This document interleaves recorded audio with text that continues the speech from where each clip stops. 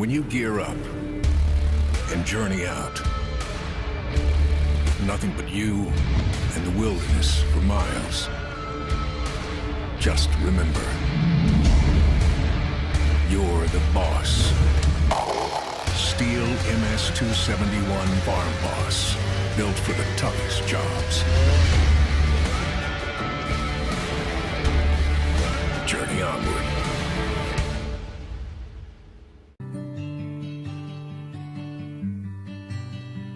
State Bank and Trust has been invested in Winfield and Marion County for more than a century, and today we remain deeply committed to meeting the needs of local families and businesses with excellent financial products and friendly down-home service. But more than that, we're dedicated to supporting the growth, success, and well-being of our community as a whole. Because when it comes right down to it, there's nothing more important than community.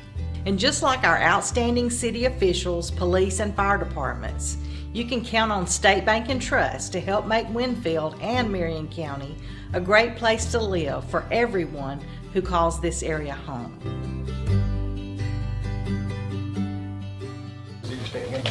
Oh, it is. Keep my hands steady.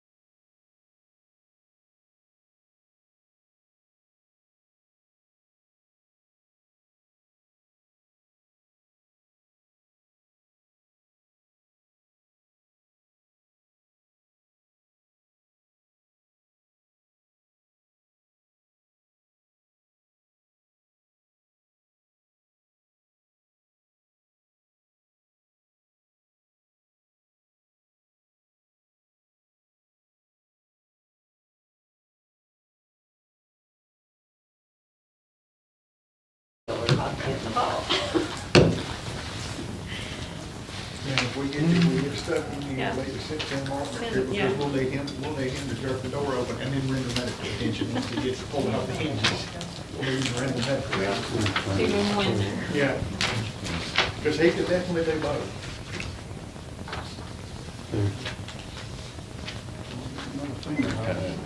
Flood advisory.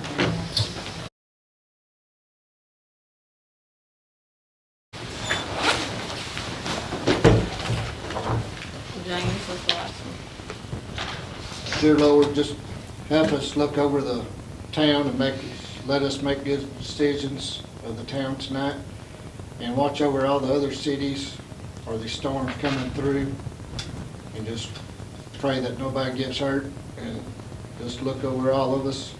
Things we ask in Jesus' name, amen.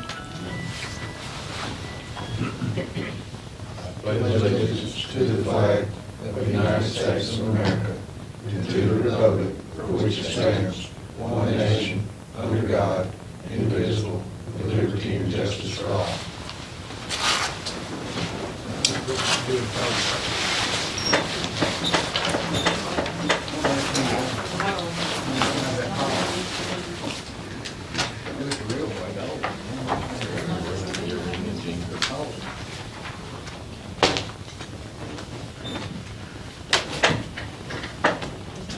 I'd like to welcome everybody to the Winfield City Council meeting, February the 17th.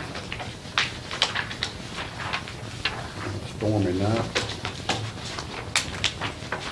First item on the agenda is approved council minutes from February the 1st, 2022 council meeting. If nobody's got a comment or question of how the minutes are written, I need to ask for a motion to approve them.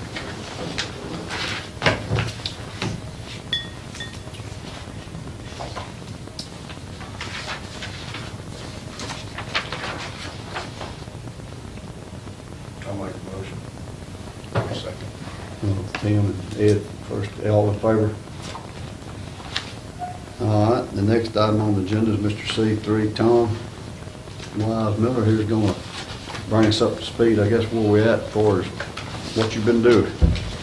Thanks, Mayor. Thanks, Council. Handout.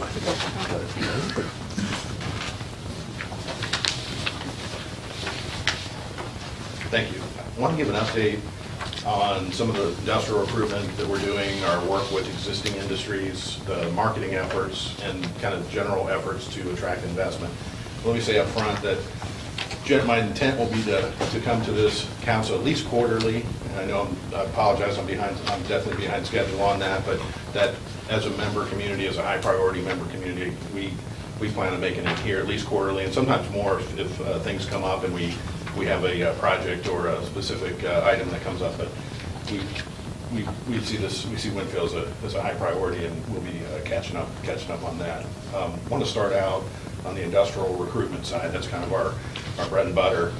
I'd say the top three factors, this goes back a ways, but definitely right now, speed to market is really one of the critical things. And I dropped a handout on your desks that I want to talk a little bit about that relates to speed to market.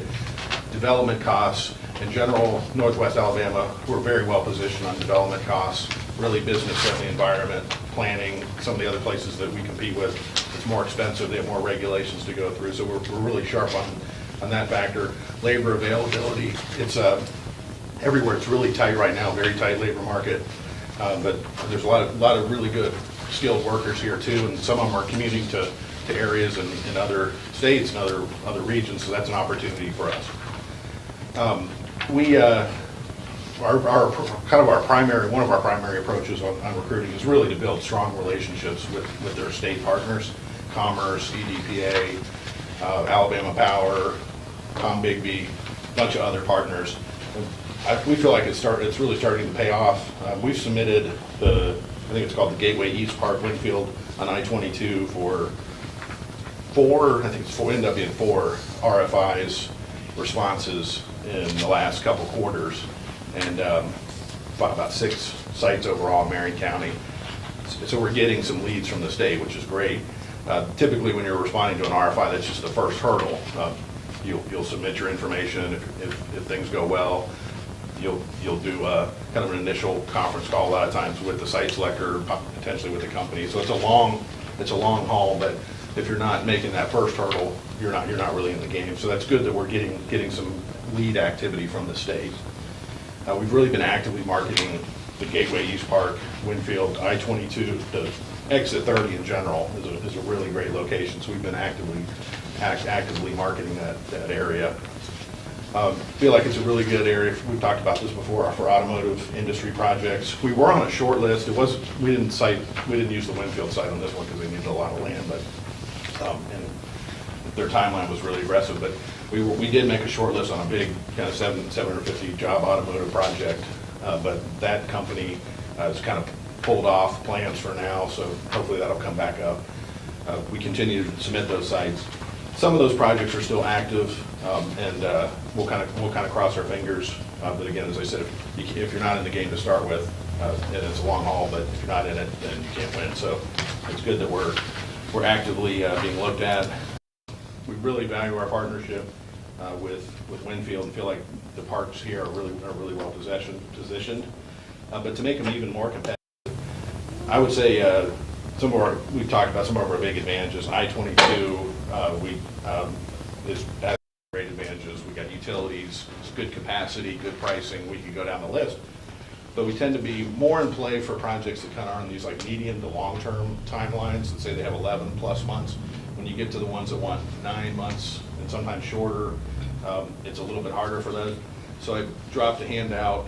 We can talk about that some other time, but this one strategy that you can do. There's a lot of strategies you can do that are sort of cost effective, and instead of building a full-scale spec building, which is expensive and obviously has a lot of risk involved, there's some other things we can do to prepare our sites without spending a whole bunch of money. Doing a virtual spec building is one thing we can look at.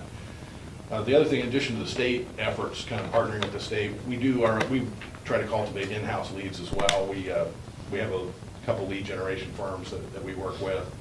a lot of networking, go to industry and trade. I was at the Southern Automotive Conference in Birmingham a few months back. We had a booth there, building a lot of relationships with developers, site selectors, engineer firms, and we'll keep at that. Eventually, we feel like that'll pay off. That's pretty much it on the recruiting side. One thing I was going to say about the recruiting is when it comes to these projects come up, it's really criteria driven. We want to be as competitive as we possibly can. And in some cases, if you look at the criteria, we're going to suggest a site or a park that's not a contributor, not a member of C3 in some cases, just because we got to be as competitive as possible.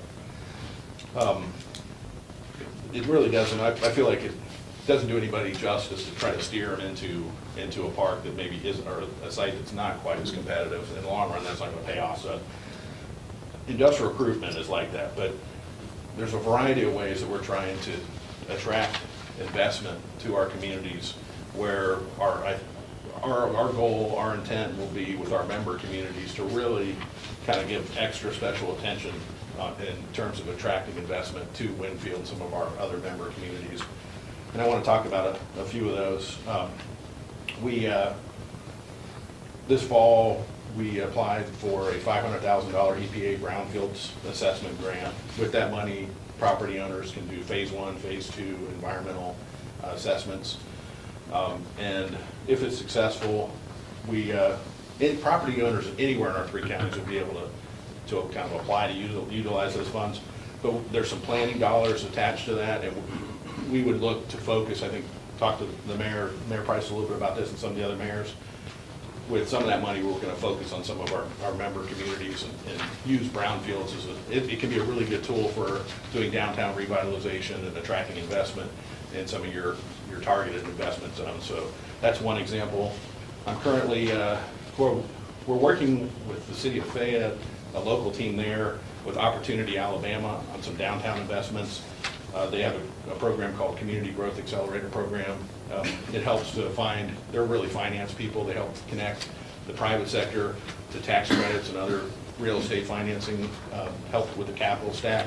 They can also help the towns and the cities with public funding. So they're good it's a good financial team. They would like to, after Fayette, they want to also work in Marion County. We're strongly suggesting Winfield is the location for that. And I mean, it's a great, for a lot of reasons, but it's also, again, that contribution, I think that's really our intent to really work with you all. Similarly, I've been working, Exit 30 is really a high priority. It's one where we have both a lot of industrial land, but also some commercial potential, and been working with Grayland there on his park. Asked an architect to maybe come out and take a look at it. It'd be nice to do some conceptual designs out there and some renderings that'll help us further market that, just kind of add to our marketing toolkit. And then lastly, getting ready to apply for a USDA grant it's an entrepreneurship grant. Again, everybody, all 3 counties, it'll benefit everybody in all 3 counties. It'll be focused on small businesses and entrepreneurs throughout all 3 counties. But thanks to some of the investments you've all made in your schools and tech, IT training, it looks like, I think this could be really a hot spot for some of that as well. So when we make these kind of investments, I think Winfield's really has some good potential for partnership on those. General marketing, we are updating our website right now, and we're adding some features there to kind of help with our marketing. Feel like we've gotten pretty good press. I dropped one article off from Don Azok, she works for Commerce, but that article did make it to some of the general media, newspapers and so forth, talking about, we've had a lot of expansion activity, and as I mentioned up front, we're working really hard on the new projects. I think those will catch up, but if you look at the last 9 months or so, we've had tremendous expansion activity in our region. Relationships are key. As I mentioned before, we're building relationships with site selectors, engineers, kind of everybody in the industry. Go to conferences and trade shows, and we'll be revving up the automotive strategy. Lastly, on existing industry. I said, I'm putting this last, but it's definitely not last. When we did our C3 board retreat a couple months ago, working with existing industry was really at the highest priority. As you said, I think you'll see in that article, we have had a lot of expansion. We've worked with the companies on those expansions. Sometimes they kind of do it on their own, but sometimes they're asking for incentives, or they're wanting to link up to workforce partners. So we've worked on a number of those expansion projects. I think it's over 250 net new jobs, and it was over 130 million in new capital investment. How could C3 take credit for that? We don't take credit for that. But as I was mentioning, a lot of times when they do want to expand, they're going to call our office first, and we kind of have to, we can help facilitate that. I think a lot of this homegrown expansion is a really good thing. A lot of our companies, because of our tight labor market, they would have grown even more. They would have hired more people. But it's because of the tight labor, I think the unemployment rate, it may be now or last month was 1.9%, which is great, but very challenging for our companies. So we're working with our workforce development partners on a wide range of efforts. I think housing is a critical piece. I think there's a lot of things that an organization like C3 can take a leading effort on, like obviously economic development, marketing, and recruiting and so forth. When you get to housing, that's something where it's really all hands on deck. And I mean, if economic development is a team sport, getting the housing piece done is a team sport on steroids. So I think that's a really critical piece. The one thing we're selling to companies, as I mentioned before, we're saying we have some people out commuting, workers, skilled workers, that if you come in at a certain price point into the area, we can recapture some of those workers. But that's not enough. I think we need to show them growth in housing growth. So that's really another priority that everybody needs to kind of work together on. And as I said, kind of in closing, we are recruiting companies to the best of our ability wherever the best fit is. But there's a lot of kind of capital investment efforts that we're going to pay really special attention to our members, to our contributors, and Winfield is a high priority for that. And really look forward to hearing your input and kind of working as a team on anything you want to work on. Let me know if you have any questions or want additional information that's part of this update or that I can follow up with.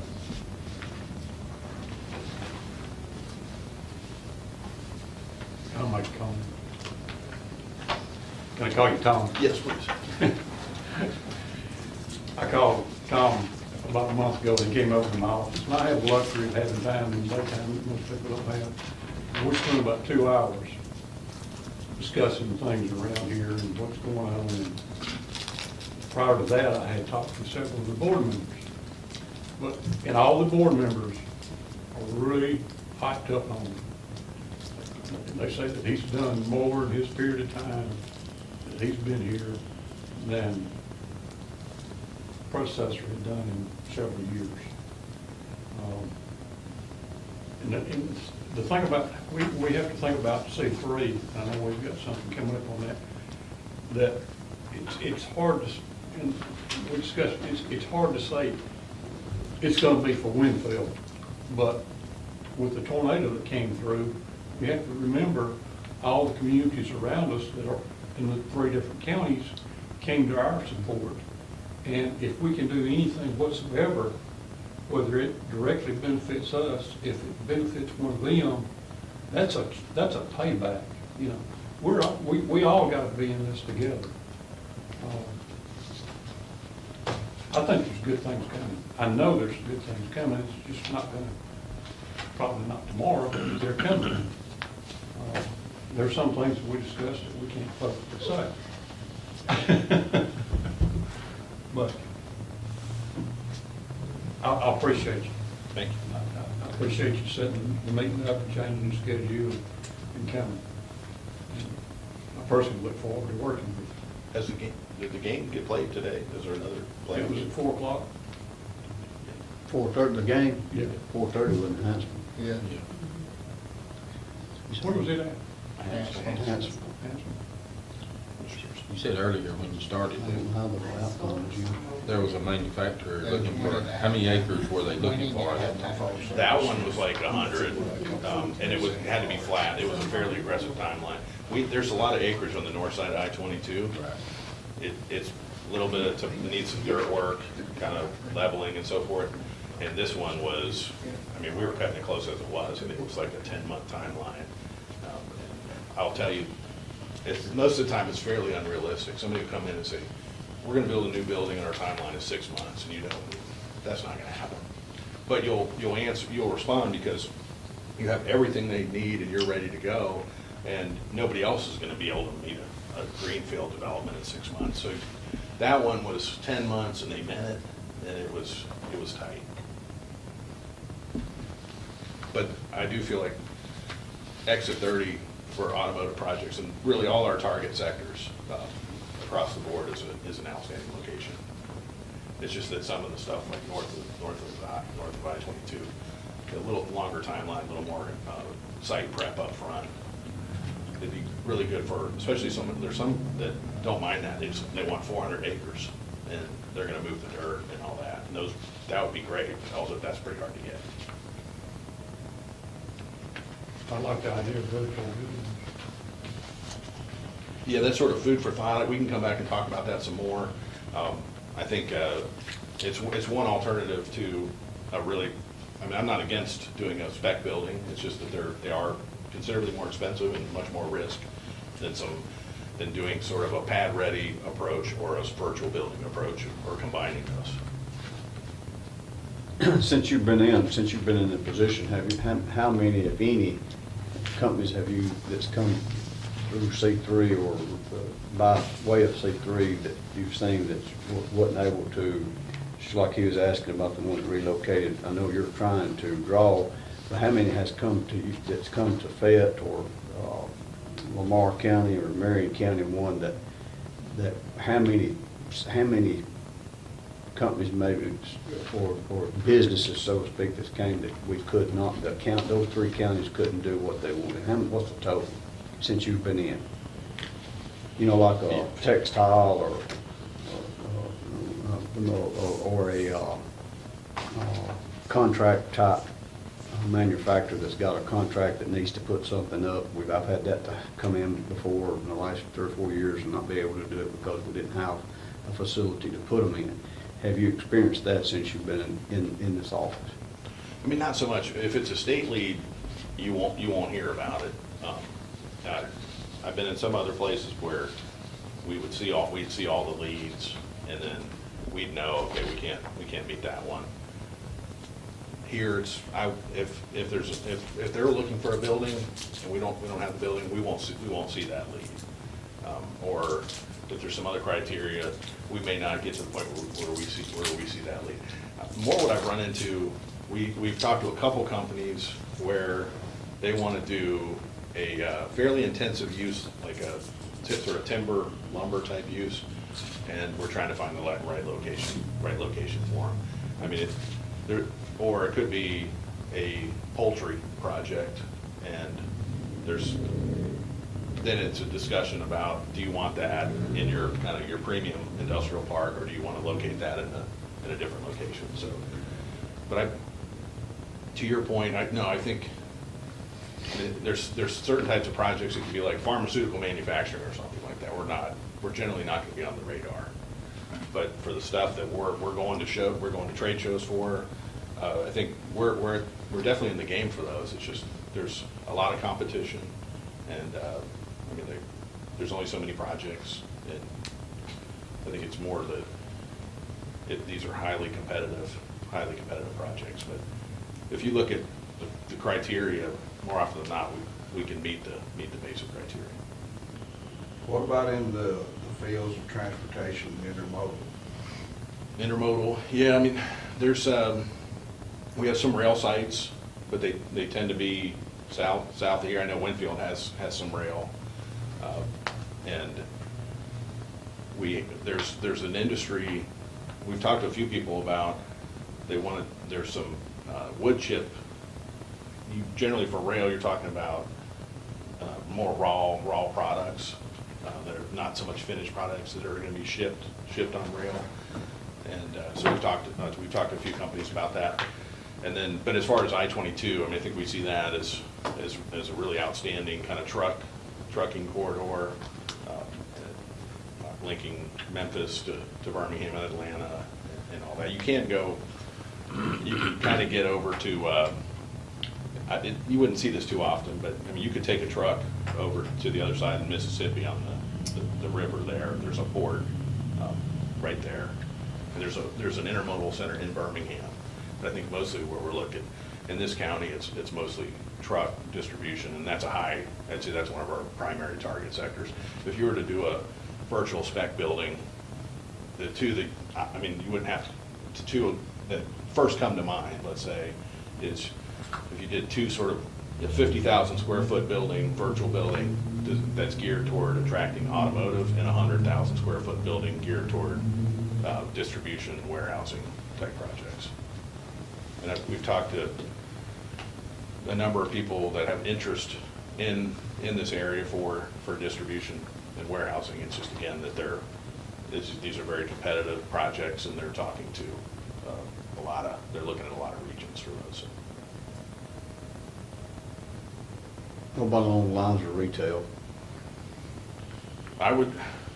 My inclination is generally doing economic development for three counties, with us kind of our bread and butter being manufacturing.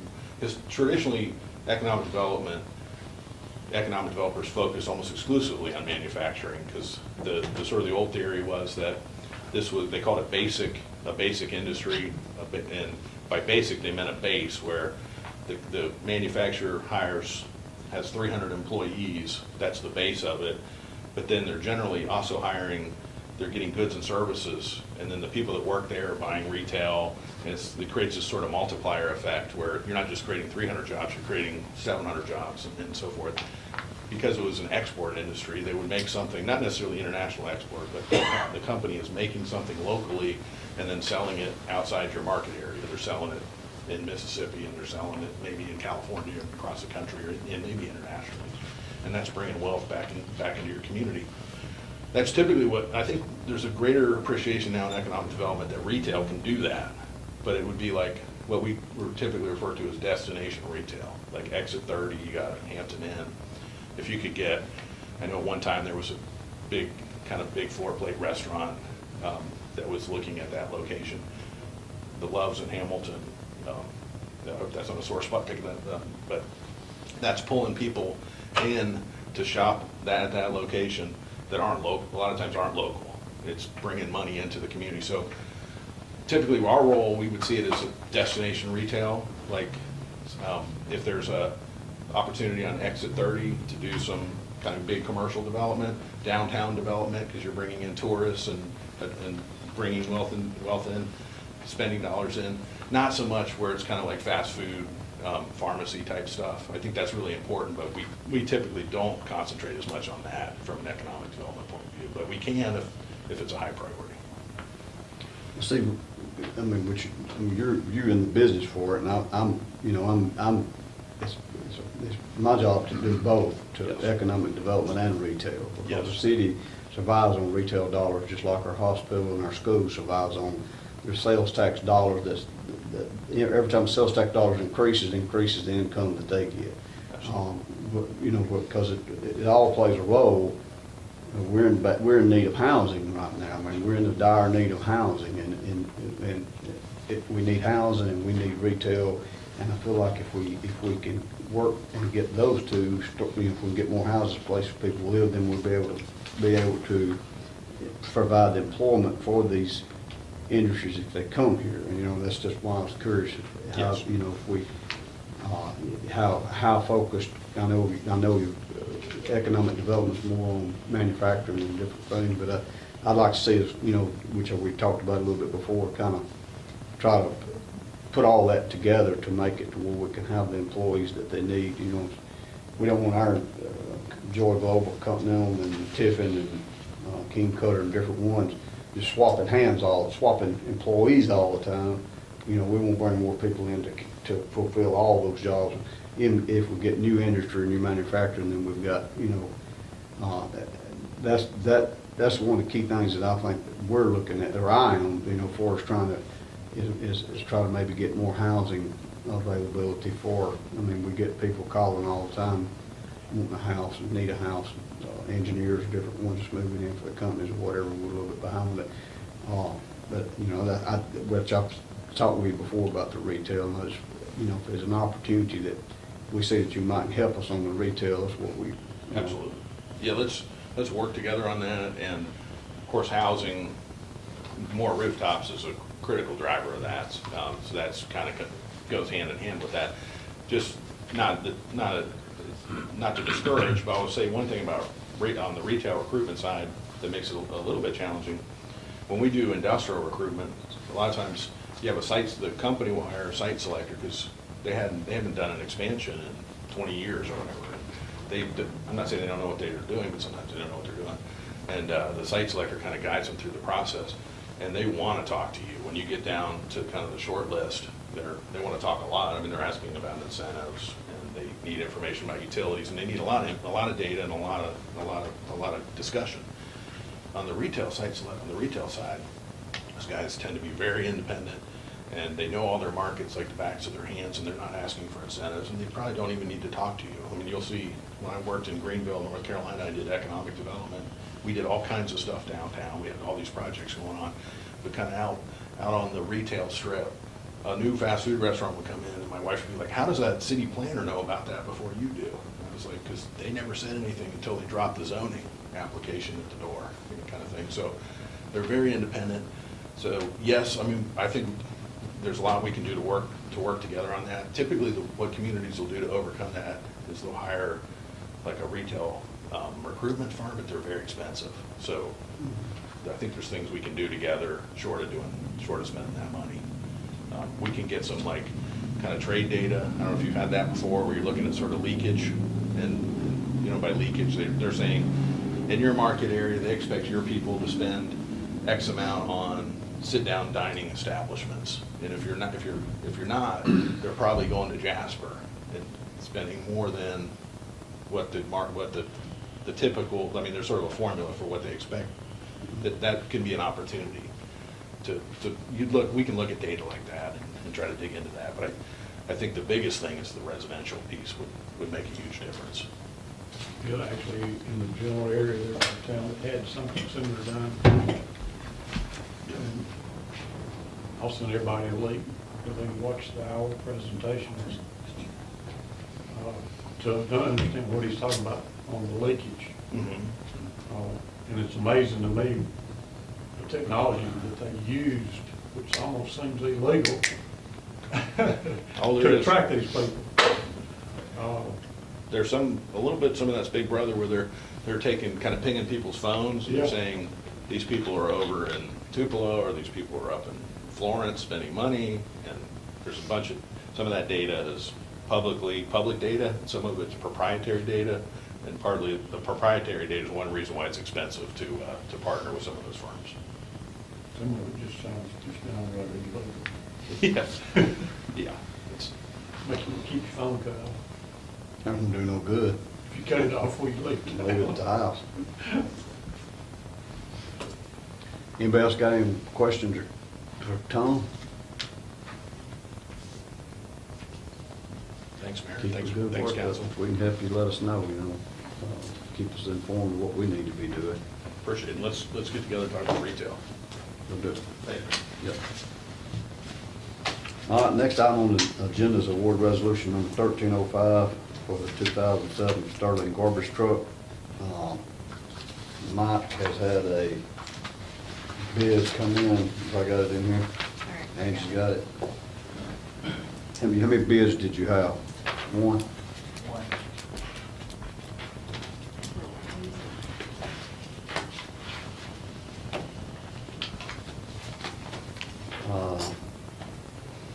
Yeah.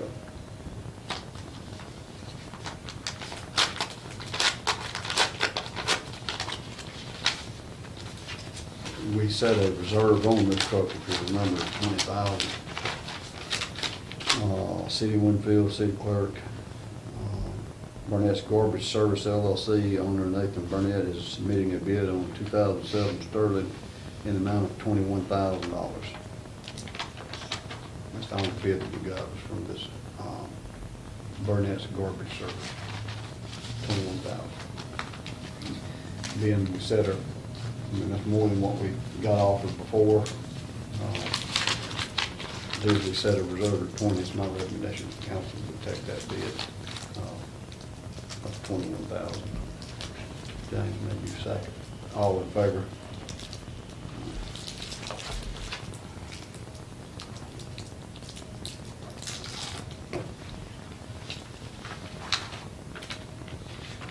Get this squared away.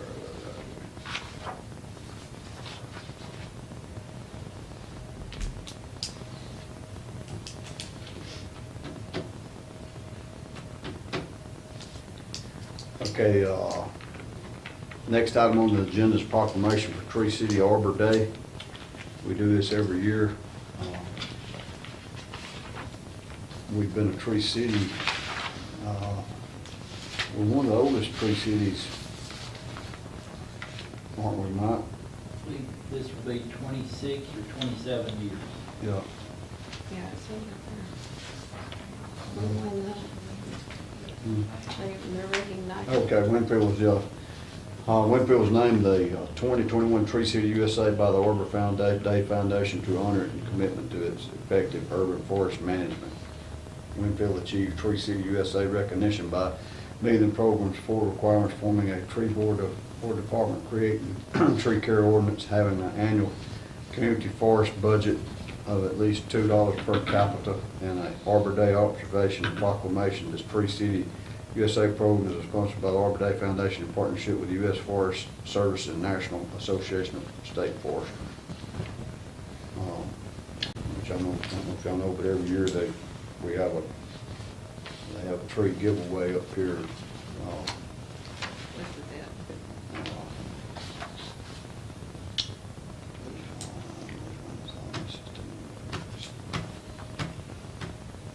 Okay, this is a resolution, whatever it is, proclamation. Here's the proclamation, that's the tree giveaway day. Okay, it was declared Wednesday, February the 23rd is Arbor Day for the City of Winfield. The Tree City Board will have a free tree giveaway at Winfield City Hall from 9 to 11 on that day, February the 23rd.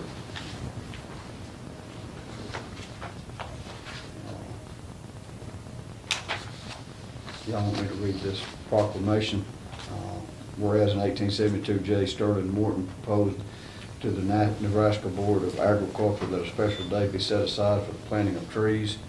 And whereas this holiday called Arbor Day was first observed with planting more than 1 million trees in Nebraska, and whereas Arbor Day is now observed throughout the nation and the world, and whereas trees can reduce the erosion of our precious topsoil by wind and water, cutting heating and cooling costs, to moderate the temperature, clean the air, produce life-giving oxygen, and provide habitat for wildlife, and whereas trees are a renewable resource giving us paper, wood for our homes, fuel, and for our fires, and countless other wood products, and whereas trees in our city increase property values, enhance the economic vitality of the business area, and beautify our community, and whereas trees wherever they are planted are a source of joyful and spiritual renewal.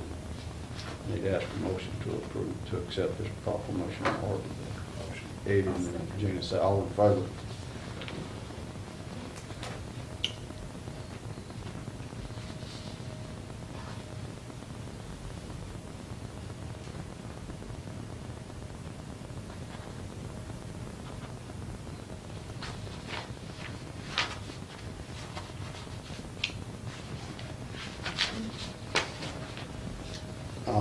The next item on the agenda is what I know they hate to see is accept the resignation from Edna Tittle at the Senior Center.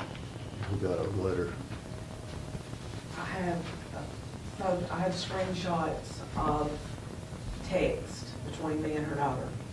That's what we were given. Okay. I need to ask for council motion to accept the resignation letter from Miss Edna has been working at the park. Her health, she's not in the real best of health right now. She's going to resign from the resignation. Keith, all in favor, accept that. All right, next item on the agenda is post a part-time senior center aide position. Is there more that you wanted to discuss about this than just posting that part-time position for the senior aide position? Is there more to that? Yes. If you want to explain it to them, what it is we really want to do in this posting. What I would love to do with this, what my engineer's recommendation is to give Misty, the bus driver, our bus driver, Misty Robertson, to move her up to Miss Edna's pay scale, and to give her a promotion and call her our bus driver / assistant senior center director, to validate giving her that. And then post the job at Misty's pay rate for just a senior center aide. There's a difference of 50 cents in the top out, and the reason that we're doing this, when this was pay scale was started, the senior center congregants were really big and the homebound were really small. That has since flipped.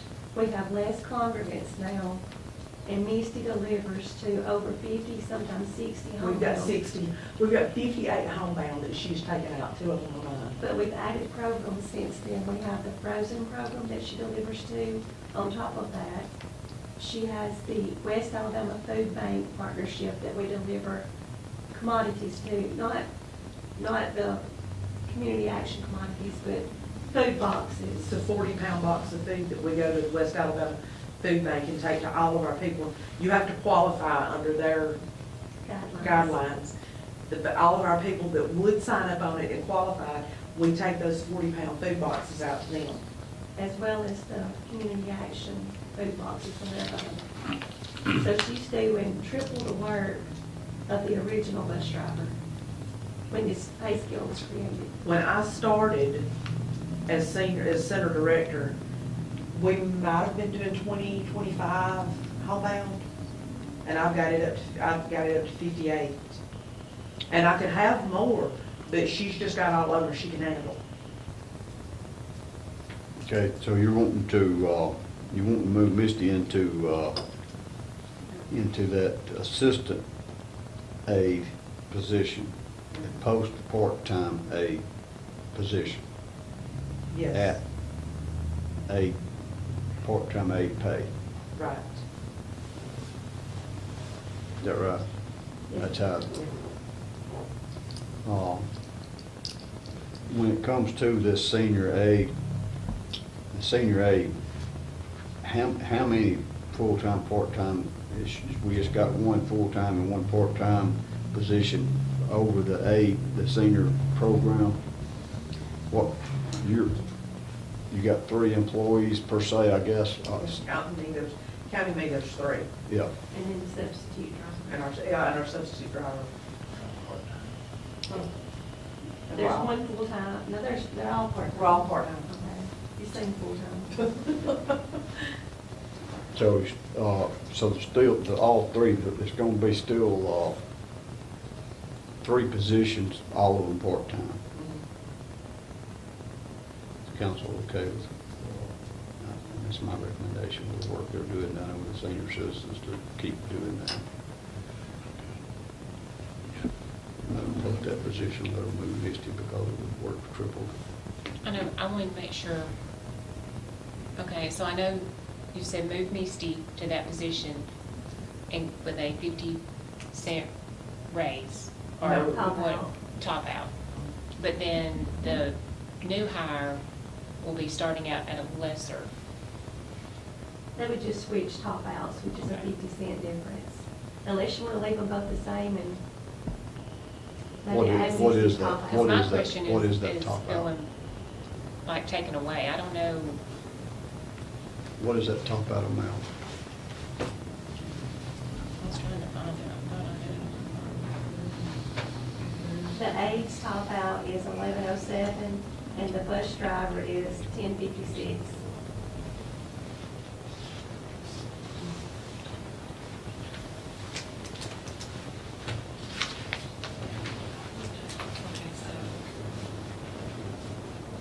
All right, so it's the program aide and the bus driver. The bus driver up to the top pay, if she takes over this position too, then they will try to find another bus driver. At a lesser pay though. Yes.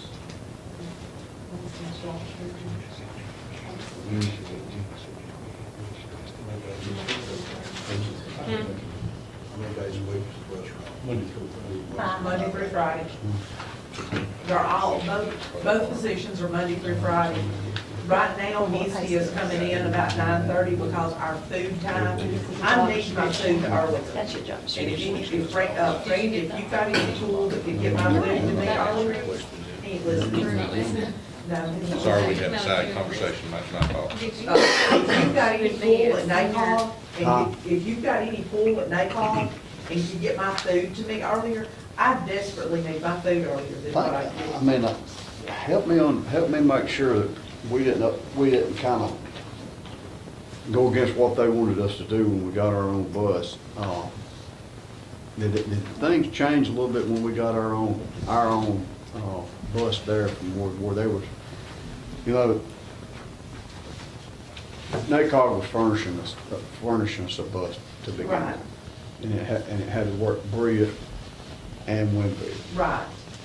So when we got our own, they weren't able to work Winfield because we had our own. We didn't need them to help us because we had our own bus. Right, but now they still pay the fuel on it. They still pay the fuel on this bus. Yes. But did that hurt them on their routes because they didn't have enough in Bria? No. Brilliant has been able to expand, I don't know how much, but a good bit. Brett, do you remember from, okay. Are they getting their food in time a little quicker than you're getting your food? He goes from Haleville to Hamilton to Brilliant to me to Ewing. From the Trinity, Decatur yeah, from Trinity. He's coming from Trinity to Haleville. He goes to Hamilton, then Brilliant, then me, then Ewing. He zigzags. Huh? He zigzags. I do know that all the other places are having as much trouble as they are. Yeah. Monday, they didn't need to go. Oh, it's not the driver. Let me ask you, just give me that route. He's going he's coming in from Trinity to Haleville. to Hamilton, Hamilton, to Bria, Bria, and then to Winfield and Ewing. then Ewing. And I'm Is out he of, running 278? And out of all of that centers, I'm the second largest one. But I'm next to last getting my food. What about, is he there at the same time every time? No, and a lot of that is not his fault, because he cannot leave until 6 or 6:30. I forget which one it is. He can't leave Trinity till either 6 or 6:30. But sometimes it's a holdup that food may not be ready, that different things like that, but no, he is not to us. Would it be possible that you can meet him at 278 and get your food? No. Why? They won't let us. Food temperature. If I have no way of keeping the food warm. But is some of your route that way? No. The furthest we go out 14 to 129 and turn right. The food is not ready to deliver the way it comes to us. Y'all got to prepare it. Yes. We have to take it and put it in plates.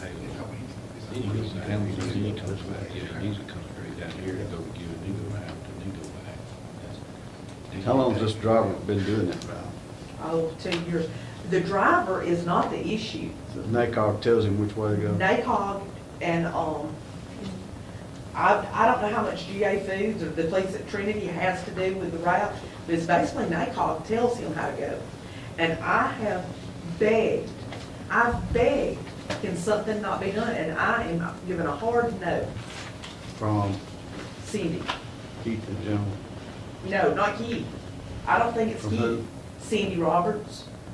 And we love Cindy. We love Cindy. I'm not pulling Cindy under a bus. I love her. She's fabulous to work with, but she will not budge on changing that route. Yeah, I see, well, I can say something to them, see what they say about it. Yeah. Is that driver full-time or part-time? Is my driver, she's, No, their driver. I have no clue. I would figure full-time, because after, like, he finishes at Ewan, he has, frozen boxes that he delivers to people throughout Marion and the Haleville, Hamilton, Bree, Ewan area, and Winfield, that's on what they call Med Waiver, and that's a totally different program from what we do. All right, let's get back to where we didn't ever, we need to, I guess, we got off the subject there a little bit. Well, Go ahead, Jean. I have another question. For the new hire, if it would be starting at a different rate, a lower rate, are some of the job responsibilities going to be taken away, or is it going to be the same job responsibilities? That'll be the same job responsibilities, but the thing is, Misty is doing a whole lot more than what she was hired in to do. Whole lot more. And Misty, when I have to be off for some reason, there is nothing that I do that Misty cannot do. Let me ask you this, because does NACOG, do we receive any money for its payroll from NACOG on any part for the driver or senior aid worker? Just me. Well, what are you? What am I? Senior. What? It's a deep subject. Well, I said senior aid worker, I mean. No, I'm the director. Of the senior aid program. No, The senior center director. the senior center director. We don't have anybody on that NACOG senior program. NACOG reimburses $7,900 a year on Susan's salary. Well, that's what I want the council to know. That's what I'm getting at. That's what I want them to know, that we're getting part of that, your salary My back. salary's coming back. So, you know, I don't know what the. Well, my thing is if she's not having any job responsibilities taken away, or this person, I think that pay needs to stay the same. And if Misty's having jobs added to hers, then maybe increase hers. But I don't, That's what they're doing, No. like 50 cents. isn't it? no, they're wanting to lower this new to what Misty is at now.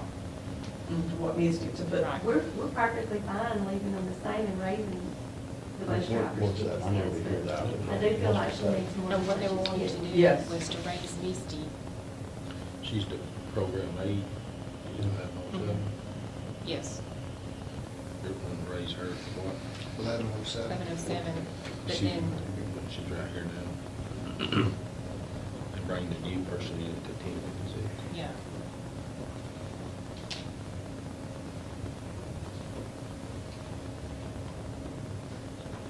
What's the responsibilities of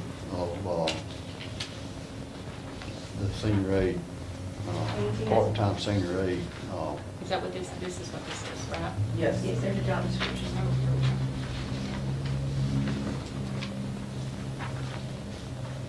They work how many hours a day? 4.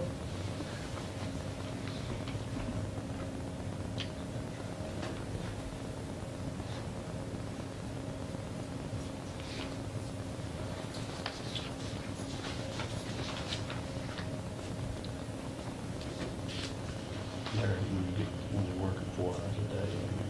When you're working 4 hours a day, I mean, it's gonna be,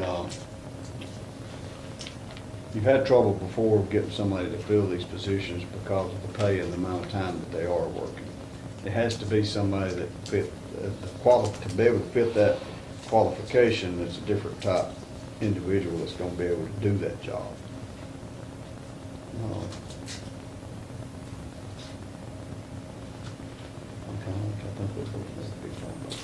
Well, yeah, I don't think the one needs to be hired, well, because this is what it's always been, the new hire, this pay, I think it needs to stay there and then just increase the other one since her job title. I our kind job of think that duties are Misty's position increased. needs to be probably where she's going in.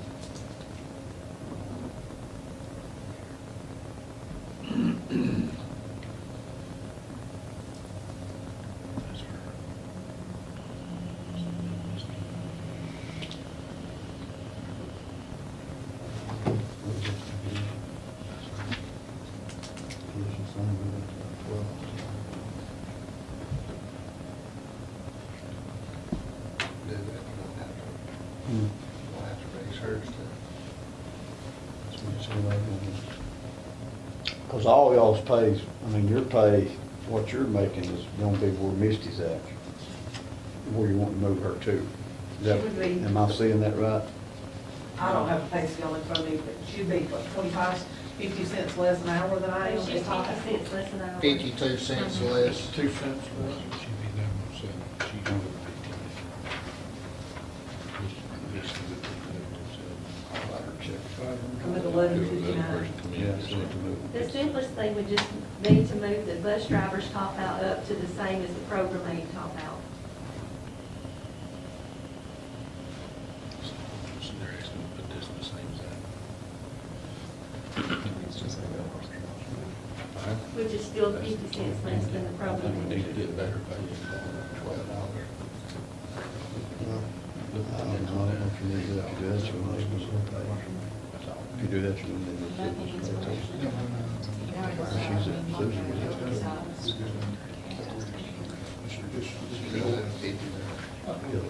Move her up to 12. That must still. I see. Both of them need to be paid the same. About what y'all said. She's at 60%. Move it up to 11. He said about that, that's all. Well, so, how often does that sub bus driver have to drive? Since Miss Edna has been off, since Miss Edna has been off, we've been letting him as much as he can, because when he's not there and Misty's having to drive, it's been me, and I've been doing it like fighting fire. And any available part And any, help. well, yeah, yeah, any of them that can help have been, the men have learned how to fix meals and seal plates. That's the lowest. So if it's not sealed right, it's their fault. And I know we need to just now. That's pretty Sure. sure. What's the council's thought? What's your take on it, James and Ed?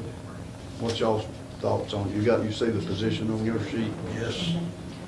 I would say they get that done in 4 hours. It's a lot of work. What's a lot of work? But I do agree with Misty. But when you're looking at that job description, Mr. Posey, that's what we're doing right now, basically. We've just put it into writing. And, and basically I help with that. Plus, I have a lot of paperwork I have to do. I have to count for every meal I serve every day and every shortage, which is a lot. Moved up to here, and you're saying that the 1107 needs to be moved up? James, you got any comment on I think they're all underpaid. I think that's right. I think that's Where you right. got written down right there. I think he's right. Which one? Maybe this and that's got, maybe 25, both of them. Y'all might get old one day and need it too. it? Oh, we're far from it over top. I'm already there. If you're 60 or over, I will be glad to talk to you. I would say. I'm They close. moved it to 60 now, haven't That's why I say if you're 60 or over, I will be glad to talk they? to You you. hear that, didn't you, Tom? Holly's looking at you. She's older than I am. Yeah. I think that's at least help. I think I agree with that. And let me throw this out there. If y'all know anybody 60 or over, send them our way. Used to, they came to the community center, but now y'all are delivering it. No, we're back at the community center again. You know, what was it, the cheese or something they had down there, the commodity cheese or something? That's community action. It's been a long time ago. they still do that too. I think that's Good people have good cheese. Them two, 25. Hot cheese is unreal, make grilled cheese sandwich. That gives So is that me, what you asked me to say? Yeah, let me- you want us to all sign off on it? That's the 4 hours. I'm gonna do that in 2 parts. I'm gonna post the position for the hire for part-time.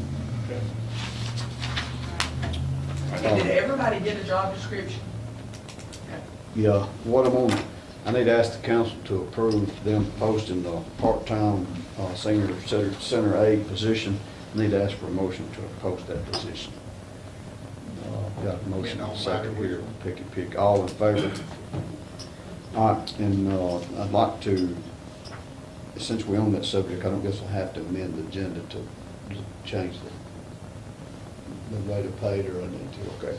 I'm going to propose to the council that we take and, I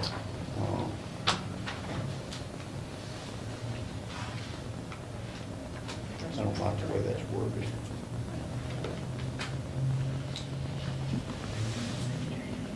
Move the top senior citizen program aid to top out at $11.25, and then the senior citizen sub bus be topped out at $9. And that's that one right here. Yeah, senior citizen program aid to go to top out at $11.25, and then the senior citizen program director top out at $12.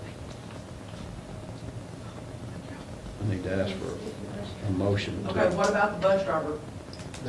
Full-time, part-time. Full-time. Full-time was topped out $11.25. $11.25 top. And the substitute was? Nine. Thank y'all. Need to ask, we ain't passed it yet. Motion. All in favor? You got it. Okay, the next item on the agenda is the Hospital Authority Board appointment. We got a letter of recommendation from the board. It's two positions. Yeah, you know, with the affiliate agreement that we have with UAB.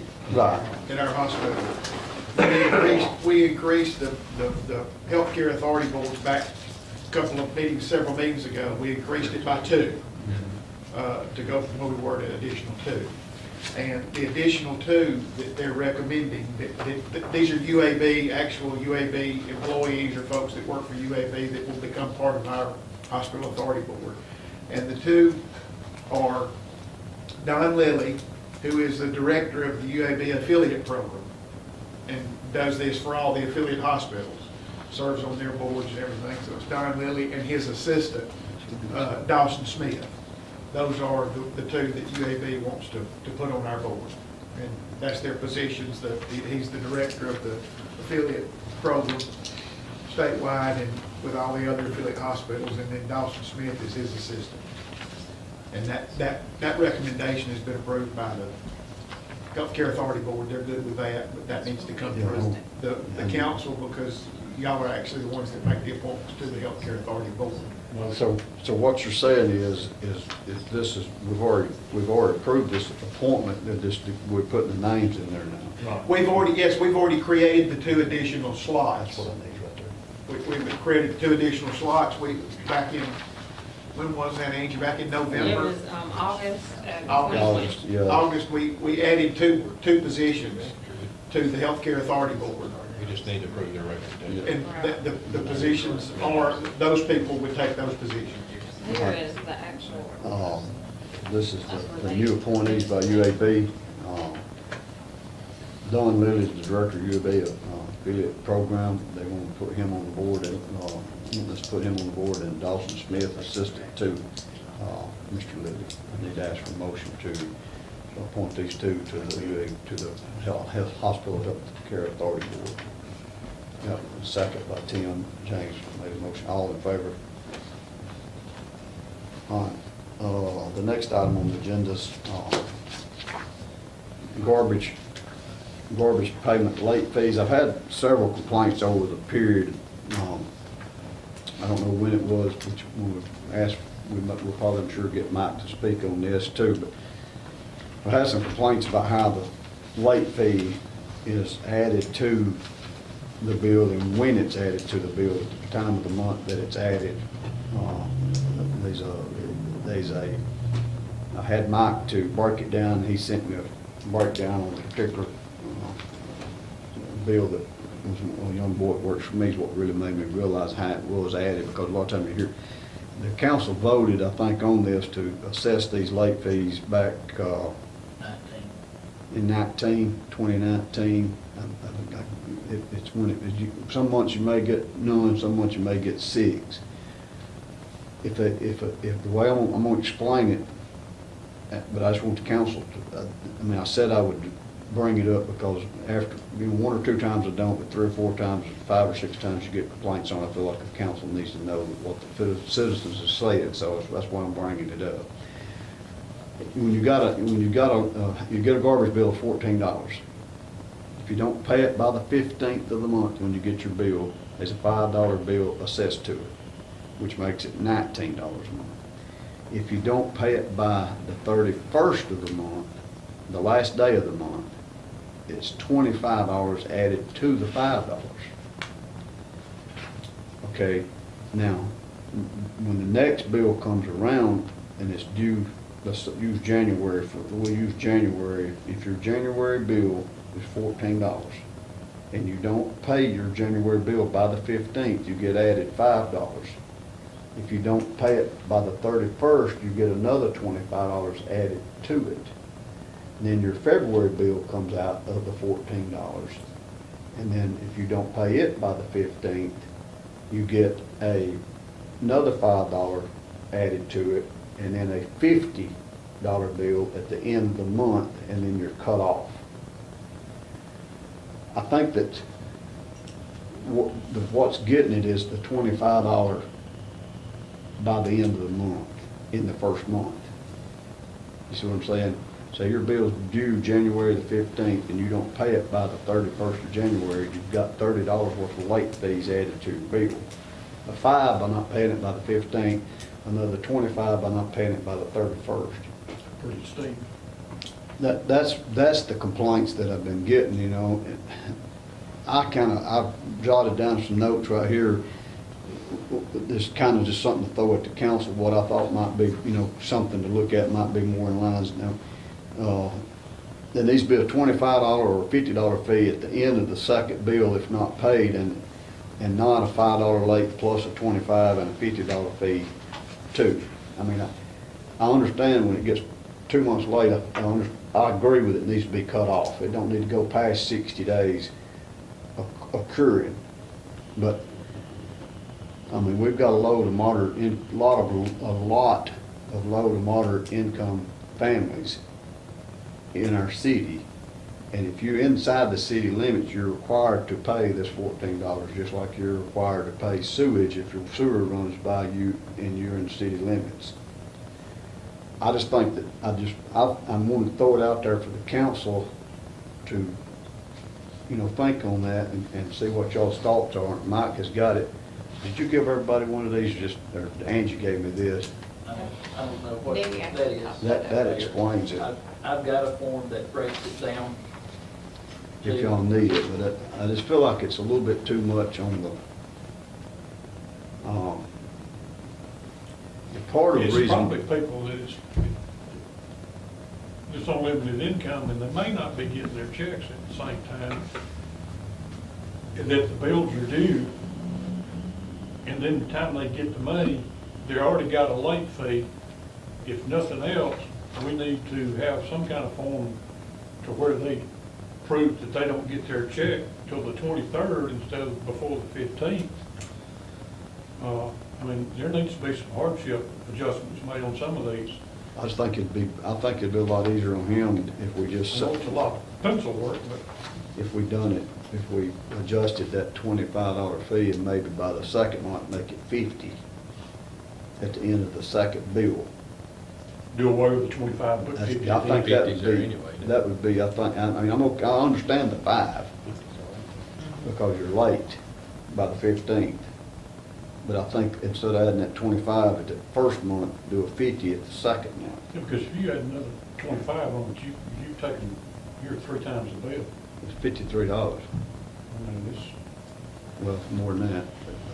Be what, $63? Would be $78 for 2 months.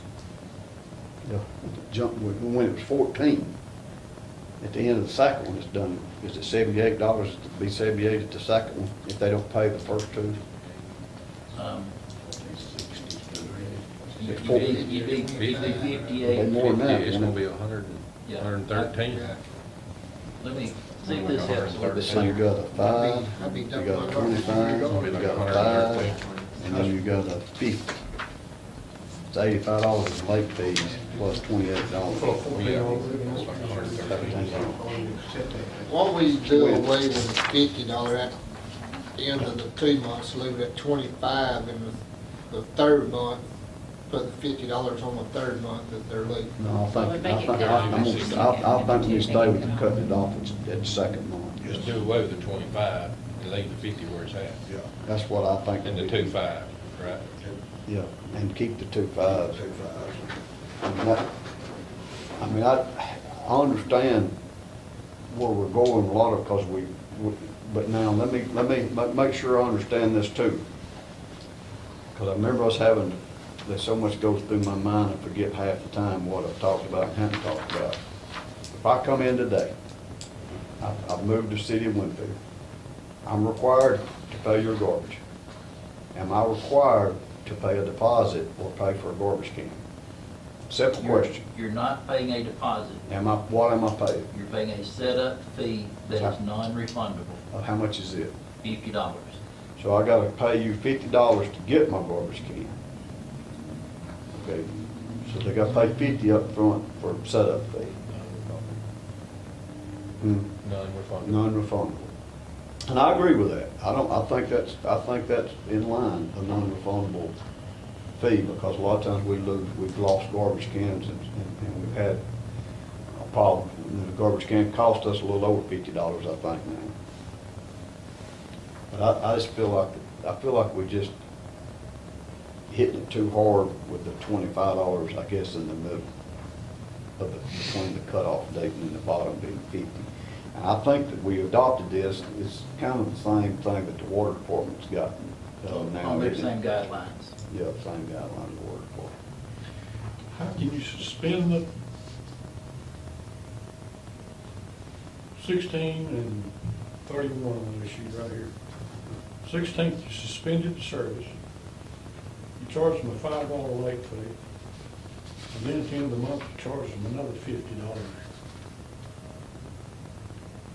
I mean, if you suspended the services,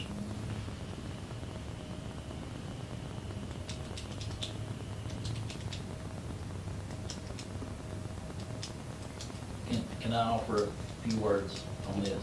10. That meaning? Increase. Normally I'm 5. It's a pretty deep subject. Yeah.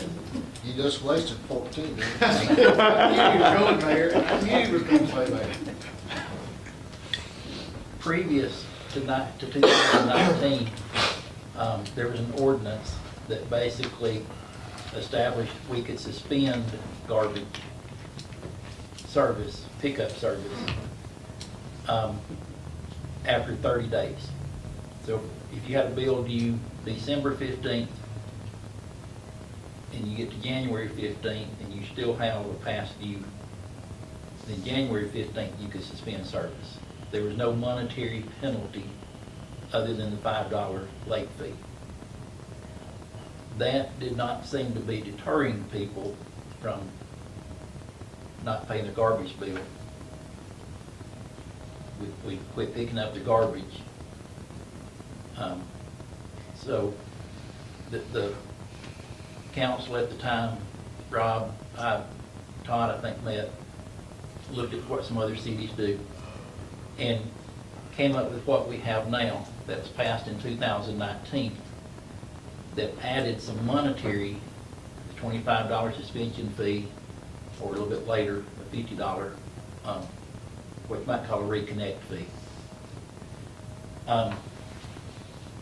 That has helped, but you still have people that simply don't pay their garbage bill, get on suspension.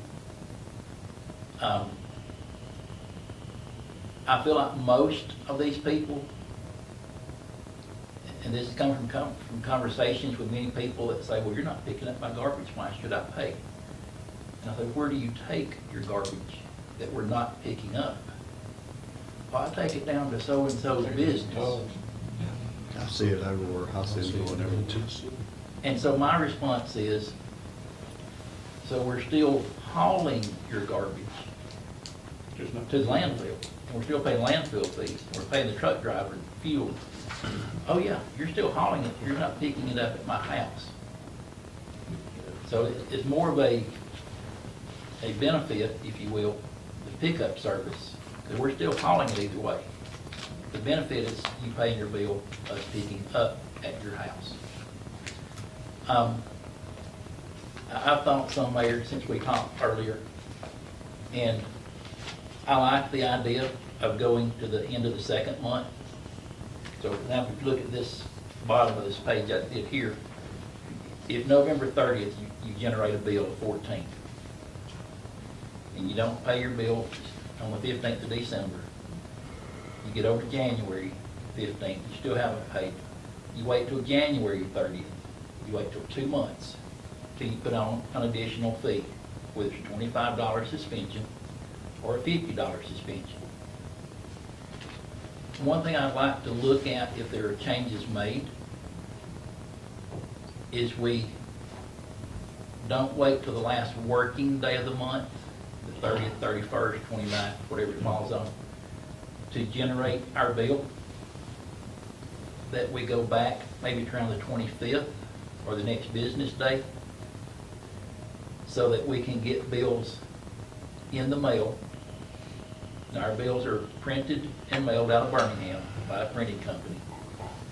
That will get them in the mail probably by the last day of the month. Get them in people's homes a little faster. I mean, I see exactly where you're going at, and I feel like that's a good change that would need to be made. I feel like it needs to be made maybe like on the 25th, because the way the Postal Service, not knocking the Postal Service, how things has been happening, a lot of times the mail's not getting like it needs to be, when it needs to be. There are times. And when it comes, if it comes in on the 8th or the 9th or the 10th and it's due the 15th, I mean, it's just. That's tough. There's a lot of people that says, I mean, I know because they tell me, they get on to me because I don't send the bill when they're writing their checks. That's when they want to do it, when they're writing their checks. Right. And if it comes in late, it's more aggravation, and it's not in the mind They to pay all do the it. bills the same day in town. I think that's a good observation. I think that's what needs to happen on that part. I agree with that. I don't have a problem with us So getting we the bills out used to do that the last day of the before month. this. And the reason we went to the last day of the month is it gave people 2 weeks after the bill was due before the suspension fee was put on. Mhm. But if you're backing the suspension fee up, backing it a second month, you're now giving 2 months to pay before there's a fee. But you need to let them know this too. I mean, you tell me if I'm wrong on this, if we cut them off the second month, they're still gonna get a garbage bill because they're still living at the same residence. They're still, and it keeps occurring. ordinance still, Remember we had- states, they're still responsible, they're still being billed. Well, you remember we had an incident where a citizen come in because it just kept going, and then wanted all the late fees took off. Yeah. That wasn't feasible. I mean, that's not, that was before we did the 25 and the 50. That was before those 2 fees. That was just the $5 fee. Right. And it goes to $19 and another $5, and it just kept, and we had an issue with that. But I just feel like I think that'd be a good thing to do, is back it up and back the billing up and send them out on the 25th. That way they'll get there by the 1st, and then, but I still feel like we need to lose that $25 first month. I mean, and do a 50 at the end, what you want to call it, reconnect, disconnect, reconnect, whatever you want to call it. Right. If we do it, I mean, interrupt, Mayor, I may have used up my 10 words. Whatever we do for a suspension fee, we try to be transparent and not put a fee in the middle of the month and then a new bill comes out 2 weeks later. We try to put the fee on right before the bill is sent out, so it's on the bill. Somebody can't say, well, this is not on our bill. Where did this 25 come from? We come to City Hall, you pull up our account, you say we owe 75, our bill shows 50. We try to make sure their bill is accurate what they owe. And so like, if you put the fee at the end of the month, where everybody send the bills out, they're getting an accurate statement in the mail 2 or 3 days later. James, to your question a minute ago about people that get a check, I'm going to say Social Security, disability, what have you, at a certain time each month, there is an exemption program that you can qualify for no garbage fees,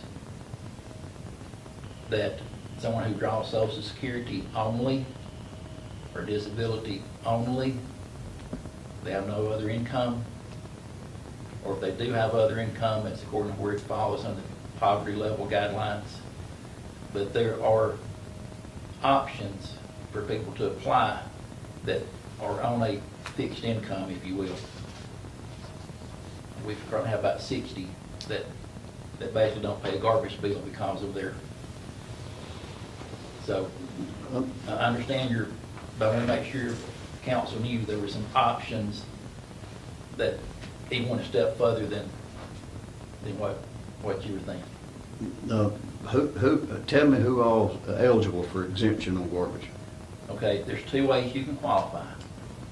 If the only income in your household, adults in your household, is Social Security or disability, you automatically qualify. And what else? Okay? Let's say that you have someone who draws Social Security and their spouse still works. There's a chart using federal poverty guidelines based on the income level, based on the number of people living in the household. And if you fall below a certain level, you qualify for exemption or basically free garbage. If you're above that limit for the number of people in your house, the income level, you would not qualify. So that's the only exemptions there is? That's only 2. That's a state by state code that we do that.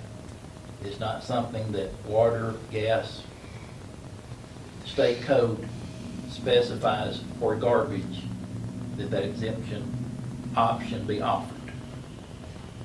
And it's as simple as providing us, filling out a form, getting it notarized here, and providing us either proof of income, if you're working, or a Social Security benefit letter, which is sent each December to Social Security recipients, showing what they'll draw the next year. So we have to have proof of income, whether you're working or Social Security, and to see if you qualify.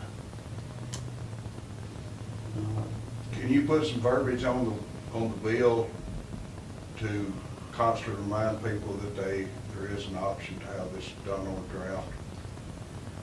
Or is it on there? I think the last 2 months, we've taken the auto draft note that was in the upper right-hand corner out, but for about the previous 10 or 12 months, it was up on the right corner. Auto pay is an option. We currently have about just under 25% of our total customer base that's on auto draft. It's growing. It's free. Come here to City Hall, fill out a form, give us a blank check, voided, and you can have your bill taken out of your checking or savings each month. We also don't send a bill to those on auto draft, so it saves us a little bit on postage, pay the printing company for the number of bills they mail out. It saves us. Sir? I still get a bill in the mail. And you're on auto draft? I still get a bill. I need to check that. Yes, if you're on an auto draft. Or you're on auto draft? Okay. Now I have to go in and check, make sure we get all the boxes checked.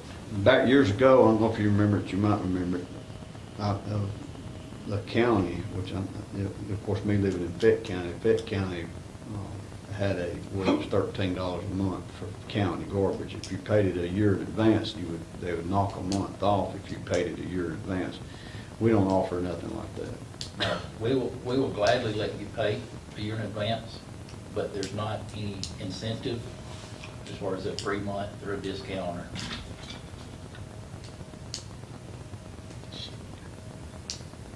That's what we do, we pay by the year.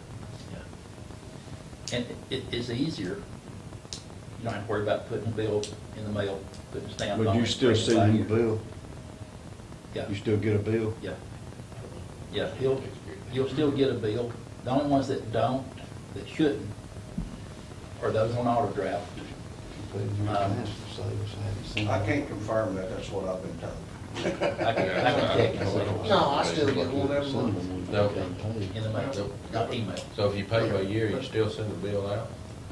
Yes, there's still a bill sent out, and that way you can check and see as your balance goes down, basically. That's what gas company does too. When it's due, when you're gonna have a positive balance again. Yeah, see, I just always keep a big credit with them because You forget, we forget. I don't want to get my garbage cut off Again. again. So I always keep a big credit with them. You don't want to pay that $50 late. And they will cut you out because they cut their law. That's pretty bad right there. Well, no, that's the way it's supposed to be. No, they could have told you at a meeting though. That's the way it's supposed to be. It's supposed to be. People, I want that out there. I want that out there. That's the way it's supposed to be. Todd, let me ask you It is paying the this. fees. What we're working under now is a resolution from 2019. So if there are changes made tonight by the council, does that have to, can it be voted on tonight, put into effect immediately, or how does that work? Angie and I were talking about that. I don't have the ordinance with me, but my understanding is the charges that we're referring to are not necessarily in the ordinance. The ordinance authorizes us, the ordinance authorizes us to charge late fees, do whatever, but it doesn't set late fees. And we set late fees based on resolution. Yeah, that's the ordinance from 2016, and that's the resolution from 19. I want to make sure I had a clear understanding of when things would go into effect, or if we need to, at a later meeting, officially come back and adopt.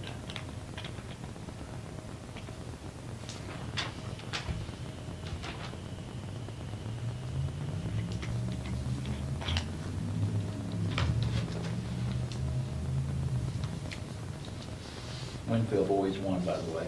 Good deal. I don't know the score, but 60.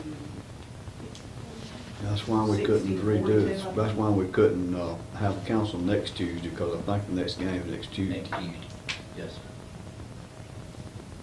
Need to go support them. If they're not stubborn. Sir? If they're not stubborn. Yeah. It's council law. Y'all want to... Let me ask, I'm looking at this wording, Mike, let me just ask this. I don't want to get all wrapped around the axle, but if you suspend my service because I haven't paid, once you suspend service, the only thing I'm responsible for is $14 a month. That $14 doesn't incur, does it incur a late fee and an additional $50 if my service is suspended? Once the $50 comes into play, so like after the second month, I'm just talking about once my service is suspended, am I just charged $14 a month flat? Or does that $14 a month, if that $14's not paid by the 15th, there's another $5? Because I don't think, once we suspend service, the reason we're charging 14 is because we've got an ordinance that says that even if you're responsible for it. right, we, after the 50 has been charged to the account, we've not been charging late fees, only the 14 a month after that. Okay, that's what I wanted to make sure, that we're just charging them for the 14 during the suspension period. Right. Because and the reason we're charging that is because they're required to pay it. Right. And required to have garbage service, but we're not charging a late fee and a Right. service fee on top of that every Right. month either. Right. Just the 14. Okay. And I will say this too, the suspension fee currently is put on a bill, it's on the 30th of a month. We're not actually suspending pickup service for those that get the suspension fee immediately. We're waiting till about the 16th, 17th, 15th of a month, according to how the calendar falls. We're giving them time to get their bill in the mail, pay it by the due date, and also to make sure maybe the mail was late, maybe it wasn't their fault, we didn't get their bill. We're human, and sometimes we make an error, just like I may be sending you a bill that you shouldn't be getting because you're on auto draft. Maybe we had a typo or something, we didn't click a button. And so maybe they paid, and we typed in somebody's wrong account number by mistake. So to make sure we're not suspending service immediately before they even get their bill, we're kind of giving them about a 2-week window to get their bill, see if there's any problems with it, come pay it, and then we would suspend after that. So we feel like we're trying to work with people as best we can, even in a suspension situation. If they didn't pay their bill due December 15th, it's actually suspension fees put on December 30th. We actually suspend pickup service around January 16th. We're trying to work as best we can in case it's our error or something they couldn't avoid.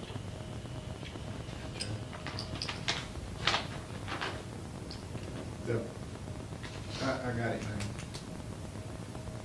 The suspension is by ordinance. The suspension is in our The ordinance. suspension was from 16 by The ordinance. resolution that we're talking about that assesses these charges Yes. it was a resolution, and it was simply, it didn't change anything relative to the garbage ordinance. It was specifically designed to establish policies and procedures regarding the billing and collection of the fees and charges related to this ordinance. So it was just done by resolution, because it was just a policy and procedure for collection. It didn't affect And this. the resolution changed when we send the bills out too, so Yeah. specified when we send them out. I mean, if it's just related to fees and collection, we're not changing anything with regard to suspensions and all of that, then yeah, I think we can do it via a resolution. Okay. And just change those. Tonight? If we wanted to, we could, yeah. That's why they don't recommend the council that we lose that $25 in the middle, do a 50 at the end. Let it be a 5 at the 15th, after the 15th like it is. Keep everything the same, it's just that $25 in the middle, do $50 at the end of the second month. And once you get to the 50, then we're going to do a late fee. Right, The they month just like we following got that. it now, it'd be $14 all with no late fee because we suspended it. I don't think the late fee is specified that we lose it currently. That's just in the policy. Probably don't have to be, does it? No, because we're suspending service, so all we're holding them responsible for at that point in time is the $14. And that's, you owe 14. If you live in the city limits, whether you've got garbage or not, you've got to pay the 14. Right. You're supposed to. That's just like sewer, whether you got sewer or don't have sewer, you've got to pay sewer. If you live within 300 feet of sewer service, you got to pay it, because that's an ordinance. I'd like to recommend that to the council. If I need to do that under old business, Todd, or do I need to amend the agenda? We got a garbage payment late fees. We got an agenda item, so that's what we're doing it under. And Michael helped with take the old resolution, and he'll help with the language that we've agreed to tonight, and then we'll do a resolution for the mayor's sign. I'd like to ask a motion that we do that, with that $25. Second. All in favor? If you will, Mike. Do we need to specify a day of the month? Yeah, let's say. We add the suspension fee and do the new bills. Yeah, when next, go ahead and go through the rest of this month and do it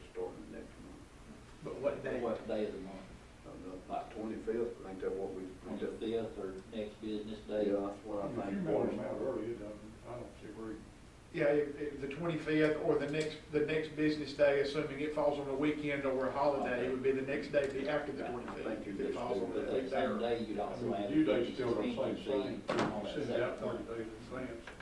You'd add the fee like that morning, so when the bills are generated that afternoon, it's included on the bill. So you're gonna include it on the second month, you're gonna include the bill, okay, let's say it's $14 for January, and it's $5 because they didn't pay it, okay? And it's gonna be $14 for February, and it's another $5 because they didn't pay it by the 15th. Yes. And then you're going to, are you gonna go ahead and add that 50 when you make that bill out on the 25th? Or are you gonna tell them that if it's not paid by the 15th, it's a $50 disconnect? I think, what's your take on that, Todd? Is when that $50 gets assessed and it gets terminated. This is a suspension fee though, Mayor, not a reconnect fee, correct? Well, that's 50, you can call it either or, I mean, you call it both or either or. In the past, we suspended and then we did the reconnect later. Yeah. I just want to make sure we clarify. 115 no, 116 is $19. Yeah. Yes. Okay. 216 No, they're not. is 19. 38. Okay. They don't pay it. 225 is 38 plus 50. So it would be eligible, if you bill on the 25th, the 50 would be eligible to be shown on that bill when you send the bill out on the 25th. And that's where we're trying to be It's gonna be transparent. So if they pay it on, the 24th, The 15's not there. Then It's just 50 by 38. 8, right, Why did they pay it on the 30th? and the 50's on The there. 50's on there. yeah. Because it's I been think that's generated how on it the And it's bill. got to be, we're doing the 25th so we can give them notice, because I understand it's just a short window and it's a significant amount of money, but the problem is, It's been 60 days. it's been 60 days, but the problem is dealing with people when they come in or when they just drop in the drop box out there, they drop their bill in and it's 38. Yep. Well, and then they say, but it didn't clear my bill. My bill just said 38, and so y'all still aren't picking it up. You suspended me and added 50 to it. Well, because you didn't pay your bill. Well, I paid everything that was shown on here.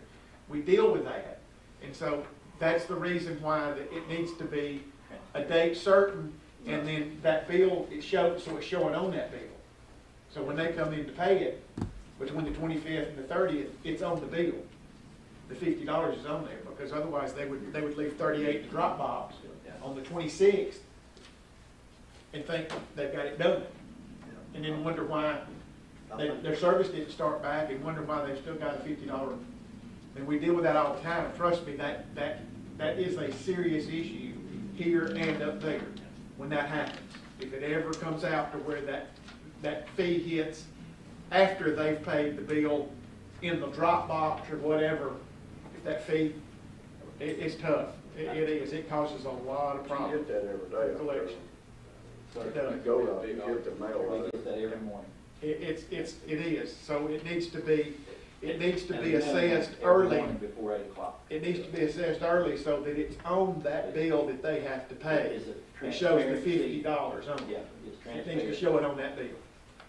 So that assessment needs to be before whatever the date the bills are printed. Right. Usually the same day, we'll add the suspension fee, and then we run the bills later that day. So there's no question when they get the bill, Yeah. what they owe. So if they want a drop box or hit the payment box out here, they know that it's 38 plus the 50. So it's 88 instead of 38. Yeah.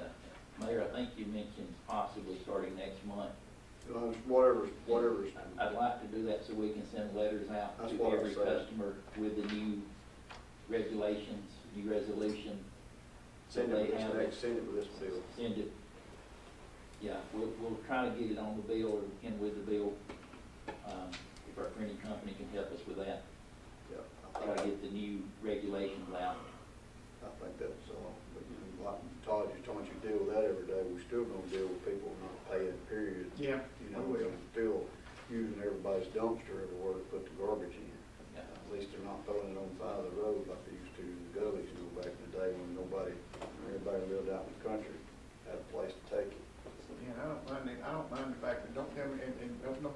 shush me and say we're on camera, because I don't mind that, but I mean, we put Ring cameras up down at our office because we can't even use our outside garbage cans because every time we go to put a bag in it, it's full.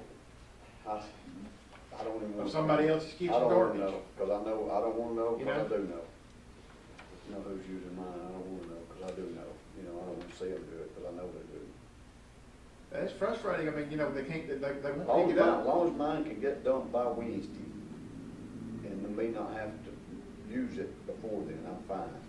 But if it gets to where I can't use mine like you, if it gets to where mine's too full, you know what I'm saying? Yeah, well, it's aggravating because, I mean, and I'm not fussing when I say this, I'm not fussing at the street department when I say this, but because there's a reason why you gotta have your lid closed. There's a reason, because that arm and everything You're that talking does about it. regular garbage, I'm talking about dumpster. I mean, I understand that, but I mean, we've had times where the 2 or 3 little bags that we'll generate in a week's time won't fit in our big old gray can because it's full of everybody else's, and we can't stuff it down enough to get our lid to close. So, I mean, we just have to put it back in the back of the office and let them pick up somebody else's garbage that we're paying for and wait and beat them to the punch next time. You know, get our bags in first. When it's We're in. still hauling their garbage, whether we're. I understand their house that, or but, you not. know, it's aggravating. You know, it really is. And like I said, that's not a fuss at the street department when I say that. I'm not. I understand there's a reason why it's got to be closed. To that point too, remember the street department's open 7 to 3:30, Monday through Friday.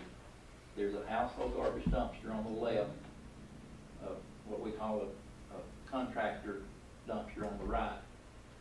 And so if you, anytime you got extra garbage, maybe a party, family get together, what have you, there's some options for people in town to take the garbage somewhere besides a business's dumpster or camp. Beside the handball.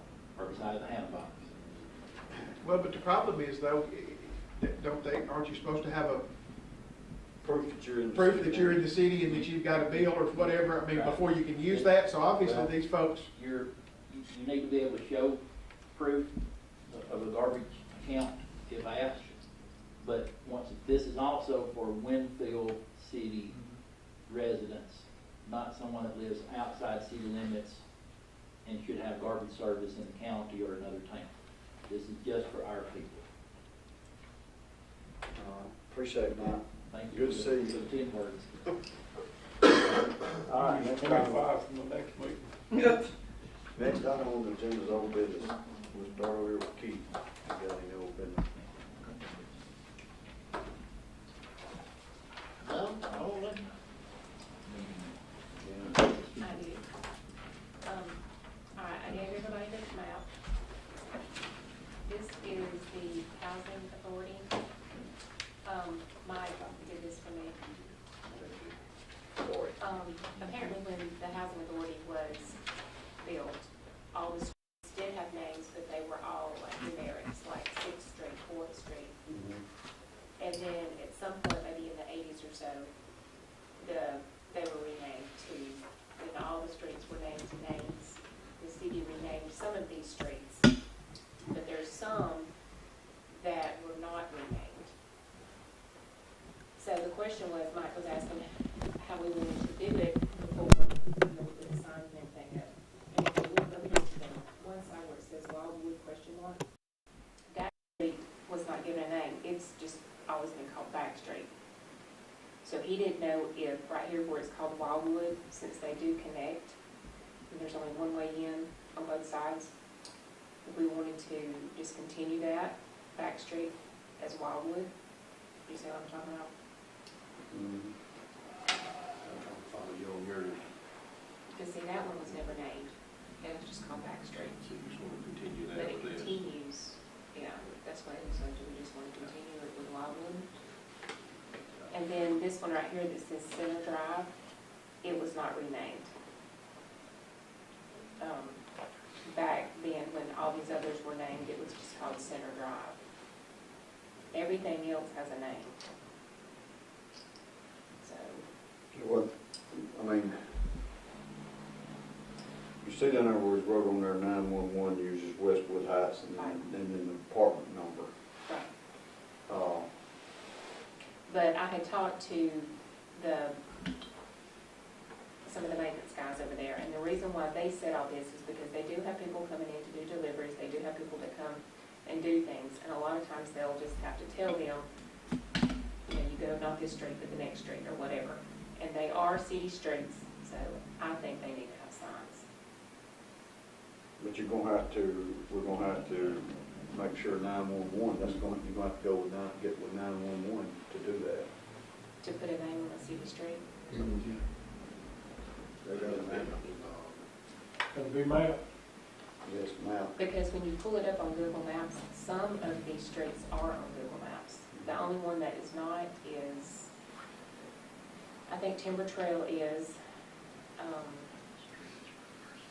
think they all were except for Center Drive. I think they looked it up, or I think Susan looked it up. That's like in, is the streets named in Arrowhead? No, There's one, two side streets that got a name. no. Now to the right. My school, but that's my bus route, and it does not. Everything's just Arrowhead. That's right. And they're not even what you. I've had people move in from out of state, moves in there, and want to know why the streets wasn't named, why those streets is not named inside that subdivision. See, Arrowhead is just Arrowhead. And even if you look at those house numbers are not what y'all would call a typical 911 address, because it's No, like they're all 101, over the place. 102, 103, 104. Because trying to find some of them is tough on me. But we brought that up before, I think, Todd, when we talked about Arrowhead not being, and there was a reason why we couldn't, or we talked about that, why, there's a reason why it wasn't, there's a reason why we couldn't or something, name those streets. I can't remember, I can't remember what that discussion was. We had a discussion about naming those streets, because I don't think somebody came to a council meeting, and we talked about naming those roads. I can't remember what that consisted of.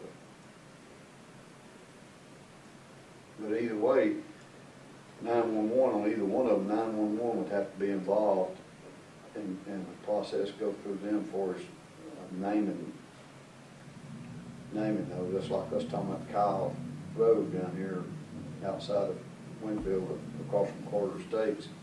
Everybody that lives on Kyle Road has a 171 address. On the city map, Mayor, these are already named Yeah, they're already named. in the pink. Yeah, that's what I know, but 911 don't use it.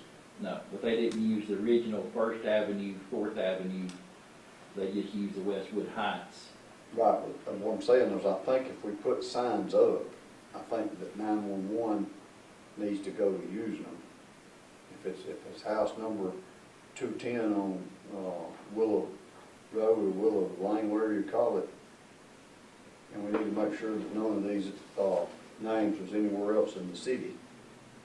They're not the same street names. One thing from talking with 911, anything below the Westwood Heights Street, south of it, if you will, is a 600 apartment number, 607, 609, whatever. Everything above that's a 700 apartment number. And I think that's how 911 calls are routed to Westwood Heights, Unit 609, or 710. And your emergency responders have a map like this, and they know where the 700 numbered apartments are at, and the 600. So you're saying that you think we name these streets what they're named, put signs up, and not have a problem with 911? I don't know if 911, Keith might have a better understanding that they would necessarily change, because they weren't using the original street names, First Avenue, Fourth Avenue, anyway, the original names. So I don't know why naming them new would change. Let me ask you this, Brett, while you're listening in.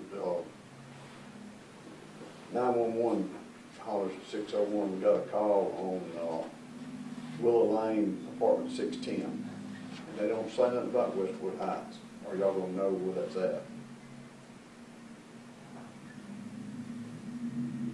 No. You're gonna go by Westwood Heights, apartment 610.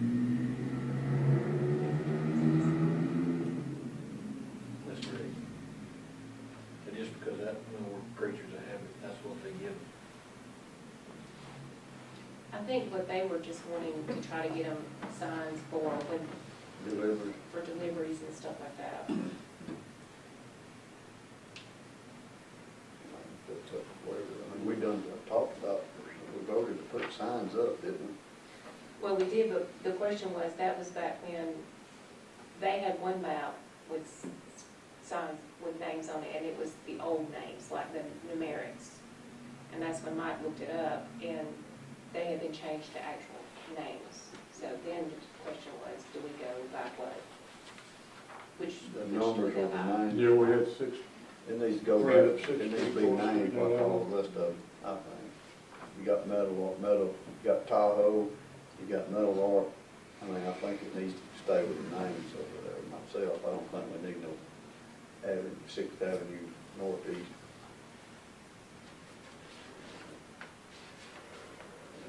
That's, I mean, what's counting.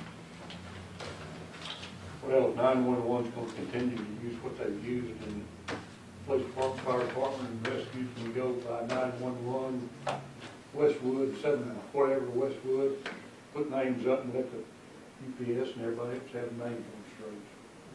Go with the names instead of, fifth. We've already got a name, let's put street signs up to names on. All right, Jen, get to work. I already made them once. She's sick. Hey, Mayor, something, I mean, Westwood, I understand, let me say this, Westwood Heights is the road, I mean, I understand that, but we're saying Westwood Heights because that's basically the name of the apartment complex. Yes. Okay, so if it's Willow, if the 911 address turned out to be apartment 610 Willow Lane in Westwood Heights, you still know where you're going. And you got Willow Lane there, if we use the, I mean, if there's a big apartment complex and it's got roads or streets in there, as long as you get into that apartment complex, then you can follow the road signs into it. So if we cleared that with 911, where they would always give Westwood Heights and an apartment number, then whether they called it Willow Lane or Wildwood or whatever, it wouldn't matter, because everybody know where to go. 911's gonna continue, but they didn't do anything and change our law. That was a problem. We agreed to use the names, but she did ask a question, if we're gonna use Wildwood or we're gonna use Backstreet. If the pink says the city has changed that with Wildwood, we call it Wildwood. No, it wasn't. That's the one street Mike said did not get renamed. I mean, I think it just has But names. it connects to this. I just make it consistent. Yeah, I mean, I think Wildwood would make it consistent. I mean, it's. Well, that's what he said, do we want to keep it? Like a loop. It's Go one, one, it's right, one road. you go. Yeah, because see, it's just one road. It's like a loop, call it one name. Interest. Wildwood. You call it Wildwood. It's Wildwood all the way around. Yeah, just leave Wildwood. Because that's it right here beside it, right here. Yeah, that's it. Yeah, we got roads to do that. All right, Jen, there they are. Will their mailing address remain the same? Ma'am? Will their mailing address remain the same? It was. With the mailing address. The post office ain't gonna change nothing either. Because their apartment number, Westwood Heights. Yeah. That's what they're mailing. I was gonna ask the question, if you Google them people, their address, how's it gonna come up? If you Google 610 Wildwood, it's gonna come up. Because the postal carrier doesn't go to each house. They go Yeah, to. they got a They box. got a box. All right. What else you got? I went to, I've had several people inquire about a couple boards. I know we talked about boards and all this kind of stuff when it comes up, and we may have actually asked this question before, and I couldn't remember the answer, so I couldn't give them the answer. Our boards, does everyone that sits on a board have to be inside city limits? For every board, is every board set up that way? What was the question? Do you have to be inside the city limits to serve on one of our boards? I would think you would have to, if it's a city board. I think it's been that way, that you gotta be a city limits on any board. I don't think so. Nope. I don't think so. The Board of Education is different because there's a state statute that requires you to be in the city limits, or a qualified elector in the city. It's because it's a city school system, so you got to be, the code section doesn't say city. You got to live within the district if you're going to be a school board member in that district.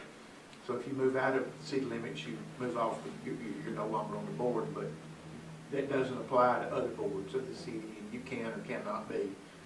I don't think we've ever specified that you have to be a city limits person to be on a city board. I don't know that we have or have not, but that's required. That's not our requirement, it's a state law requirement of the Board of Education. I didn't know the answer, so that's why I was going to ask. And then also, I've had a couple people inquire about some spots, and I know we had talked about the application process for the Board of Education, and we never decided if we were going to do that or not, and I did open it up, and I sent every board member a copy of one, and because I know if we were going to do it, I wanted to start it, because I've had a couple people show interest. And I didn't know who I needed to tell them if they needed to come here to fill out an application, or contact a board member, contact a city council member. What's the council's thought on the application process? Well, I think we need to have a mutual agreement with the city board and the school board. I don't think you're gonna get that, because I don't think they're gonna meet with us. They have said that they don't want to have a work session concerning that. They're not in favor of the application process, I don't believe.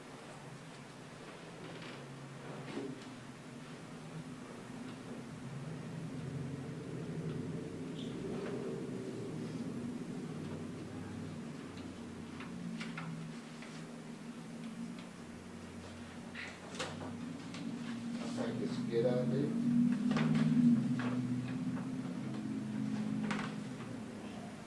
I think it's been recommended to them before, and not from the city council. You what, Jane? I said, I think it's been recommended to them before, and it wasn't from the city council. For application process. Been recommended to the board before, School board. prior to this administration, or Yeah, it didn't come from the council, didn't come from who? from the city council. Yeah, I'm not going to say and they opposed it. Is that what you're saying? Wouldn't act it up. I don't know what their resolution says on it, when that board was created, if there's anything included in that resolution. On the procedure on that. If there's any state guidelines on it.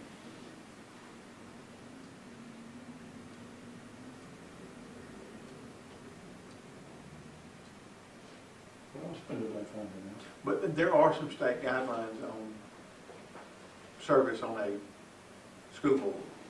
Yeah, there are some that are specific to school boards. Now, I don't know if you. One of them is the education they have to take during time. Right, you got to have. They've got to be certified. I mean, you start off with finding you've got to be certified by such and such a date, and such and such a date, and such and such a date, or you can't be reappointed. And I don't know whether there are any guidelines regarding what you must complete, if anything, before you actually get appointed. I know that once you're appointed, you have to meet certain benchmarks, but I don't know if there's any. But I do know that unlike a lot of boards, there are state statutes that deal with service on school boards and what you've got to do to qualify to serve on school board.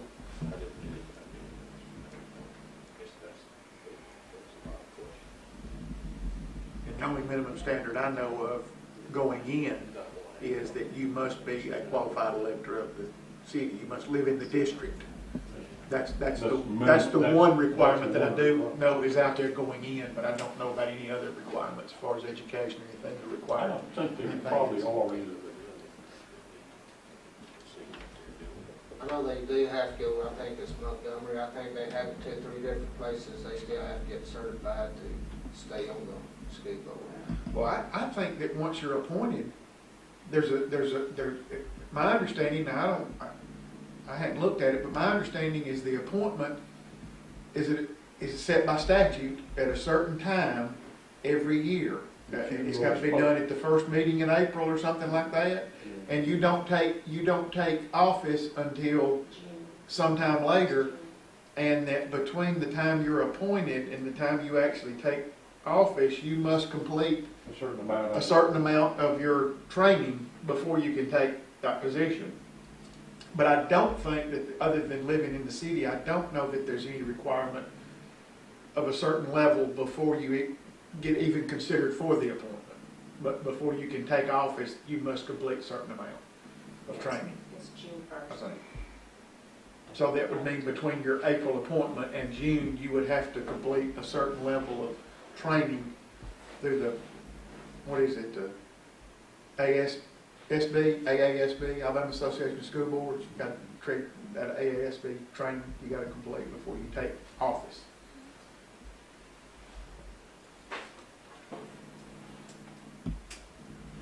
I think I'm right on that. I may be wrong on that too, but I thought that there was certain minimum training you had to complete. You may not have to do it before you take office. There's a deadline on when you have to do it. How long has it been a Winfield City School System? About 70 years, wasn't it, Bobby? What's that? How long has it been a Winfield City School System? Yeah, about 70 years. And the reason I said that, You to and Bobby, Randy's the oldest one, no? now the reason I said that to Bobby is because he was listening to a phone conversation with Dad today about another matter. It didn't have anything to do with the school, but he was giving us a history lesson. He said about 70 years ago, the city decided they wanted to do this because something the county wanted to do about charging us for the schools, and the city decided we were going to just have our own school system, and the city school system was born. So that, it was totally unrelated to our discussion, but he gave us a history lesson. He said it was about 70 years ago, so that's the reason I said It's always been school board appointed by the council the way it is. It's always been, that's the way it's set up, is to be appointed by the council.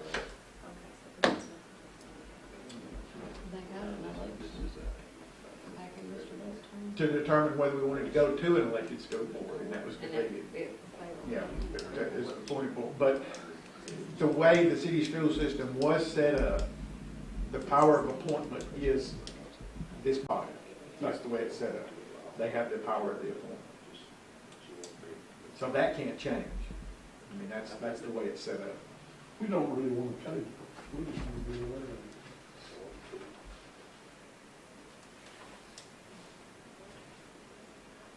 There are some in the council that doesn't know everybody in this town.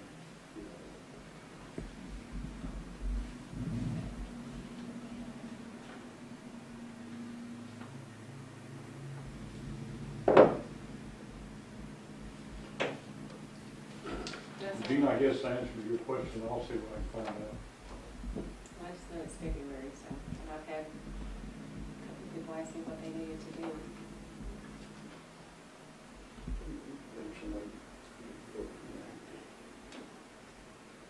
You're gonna check the little, do a little I'll see if research. I can find anything.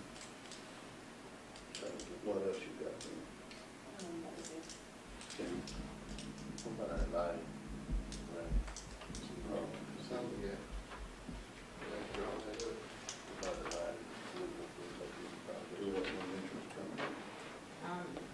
They're gonna do their final walkthrough tomorrow, and then we should be having something going on after that. Mary and Dawn are gonna meet with us specifically about the decorative lighting. Is that what you're referring to, that's all out there? Lighting, yeah. Each lamp post needed something different, you know, some of them needed the entire globe, or there's fixtures inside, they all needed a little something different. So they were getting cost estimates, so we're gonna talk to them again.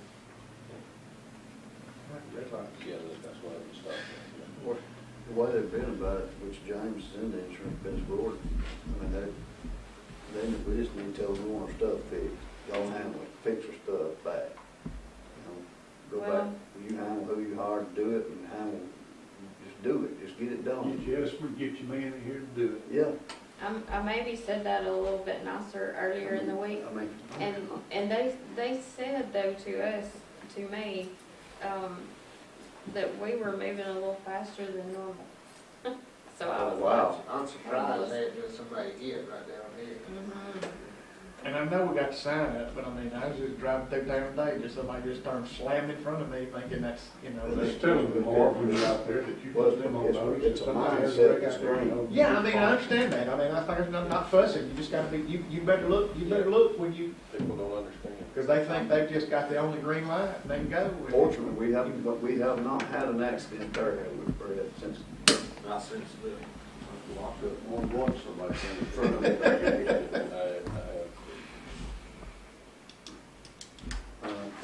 Ed, you got any? Motion to pay He ain't got no old business. I haven't got no old business, but I would really, I might would have had some old business. The newspaper guy's been here, but he's not here, so we may wait till the next time that he is here. I really encourage everybody, if you hadn't done it in the council members, if you hadn't done it, he's got a copy right there. I don't know how many copies is inside City Hall, but get a copy of this week's paper, and we'll start on the front page and go to page 5, and I'd like for y'all to read that thorough. And because I think there's some very interesting stuff in there that's going to be very beneficial. Got some copies if they need one. He's got some copies of the paper. Brad's got some copies. Hand them out. Go ahead. Hand them out. Go ahead and get them if you got them close. Let them have a copy of it, that way we know they got one in hand. I've had a little more business, I need to get the news guy over here in the paper,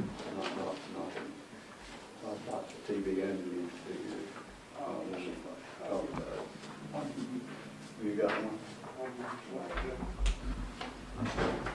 This is my Christmas list? Yeah.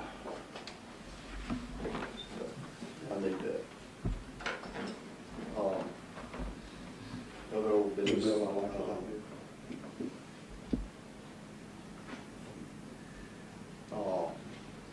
Have we started on the, They just got through the way. you didn't line it, did you? Sir? What'd you say? I said they just got through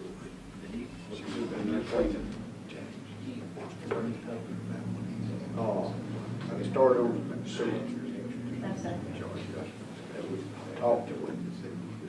Pete is supposed to be out Monday. I know I've been in touch with the guy that has ordered the system. I've talked with him, and he told me a timeline when it's supposed to be in, and I thought it was this past Monday. Is that not right? Is that what you're? He hasn't told me anything about that. I know who they ordered it from, so I'll get in touch with them. I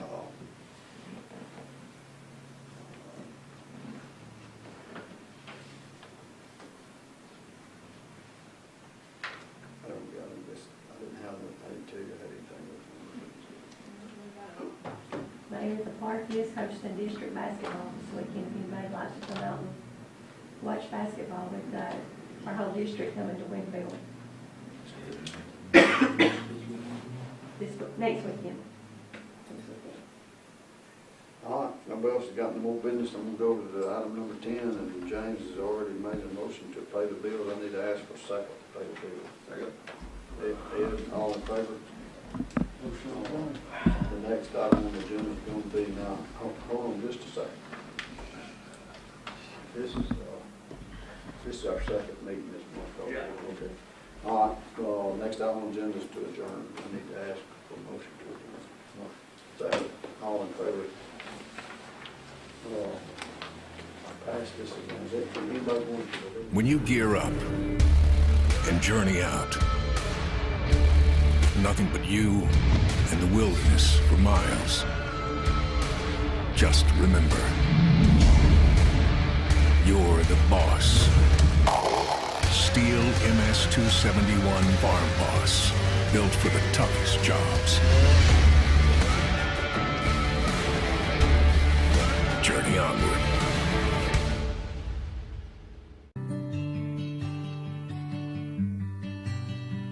State Bank and Trust has been invested in Winfield and Marion County for more than a century, and today we remain deeply committed to meeting the needs of local families and businesses with excellent financial products and friendly down-home service. But more than that, we're dedicated to supporting the growth, success, and well-being of our community as a whole.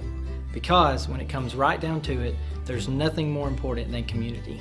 And just like our outstanding city officials, police, and fire departments, you can count on State Bank and Trust to help make Winfield and Marion County a great place to live for everyone who calls this area home.